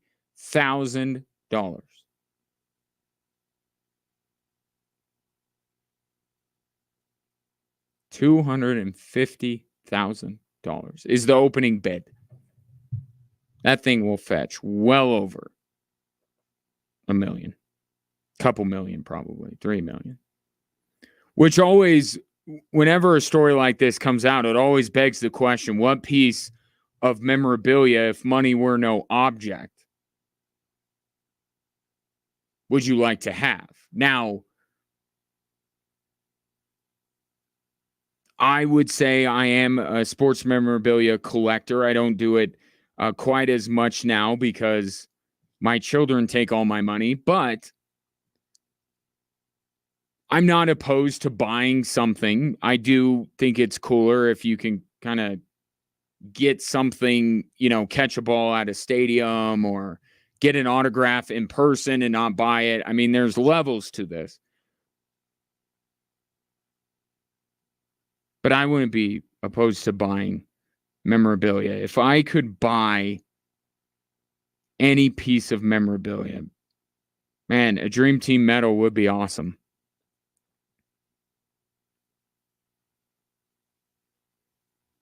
I have to think about that. What piece of memorabilia? I would want it. I mean, getting the medal would be cool. I think that certainly, but as I've progressed in my collecting, I find that I gravitate more towards more odd items. I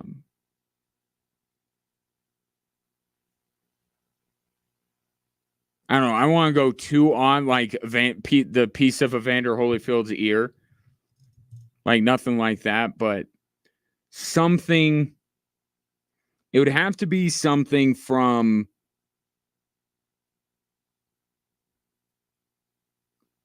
like one of these home run balls that Nick Castellanos has hit.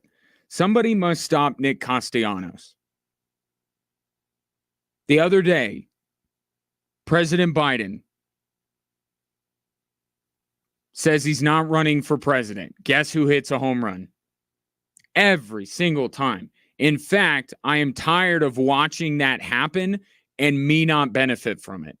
The next time, now, certainly we don't want it to be, the extreme, right? Especially the extremes we've had over the past couple of weeks. But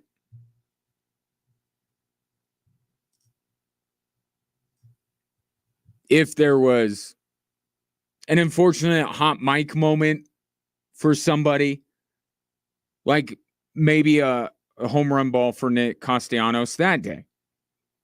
And what was funny about that is I thought that people on social media were talking about, I couldn't figure out which one people were referring to.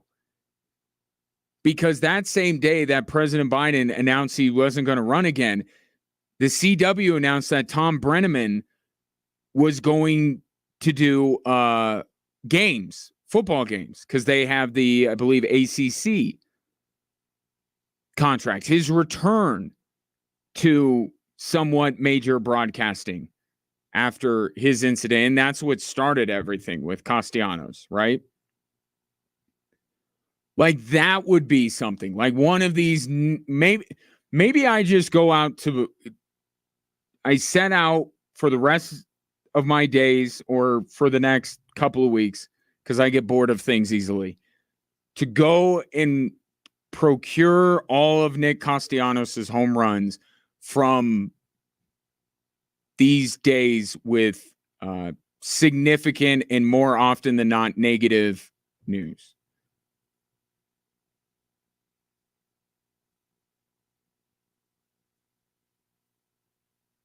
That's the only thing I could think of off the top of my head. I'll come back with a better answer tomorrow. But it's getting to the point where you can have a whole set of Nick Castellanos unfortunate home runs. Maybe I won't go when really serious things happen, but just when there was one time where they were like almost eulogizing a player that had passed away as Castellanos is hitting a home run. The crown jewel of that collection would obviously be the home run he hit when Tom Brenneman was apologizing for his comments. Feel like that's pretty good, but there's got to be a better one.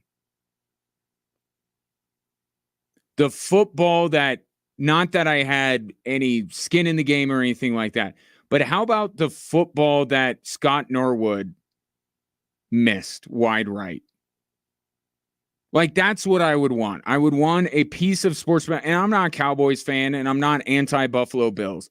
I'm just saying, like, the ball that went through Bill Buckner's legs. I know what fate that ball got, but like something like that, not because it benefited my team, but just because it is, from an unfortunate or an odd moment in sports history. That's kind of what I'm thinking.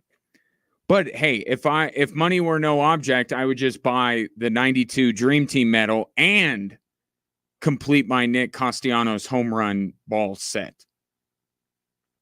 So, yep, like Ryan says, get your bid in now. Starting at $250K. Last thing before we part ways. Want to tell you, there it is. Want to tell you about QC Kinetics. If arthritic joint pain is keeping you from doing the things that you love, and there's still time to take advantage of summer, it's dwindling. Got to act quickly, but there is still summer left to enjoy. There are exciting new cellular therapies that can get you lasting relief, courtesy of QC Kinetics. They're cutting-edge treatments that accelerate your own body's healing properties, revitalizing your joints so you can move again. They have tens of thousands of satisfied patients all over the country, including here in Colorado Springs. Learn how QC Kinetics can treat the pain, enhance your joints, restore your mobility, and give you long-term relief with no downtime and no surgery and no drugs. The local medical professionals at QC Kinetics are ready to help you get your life back with regenerative, restorative, cellular therapies for your achy joints. This is the future of medicine. Call for a free consultation now, 719-347-1988, 719-347-1988, QC Kinetics, 719-347-1988. It has been my pleasure to serve you. My thanks to TJ Miller for being my guest, and go see him tonight if you can at Looney's Comedy Corner. Have a good rest of your night, and we'll reconvene tomorrow at 3. How's that sound? Going abroad for the first time in years to Spain. But we don't speak Spanish. So we started using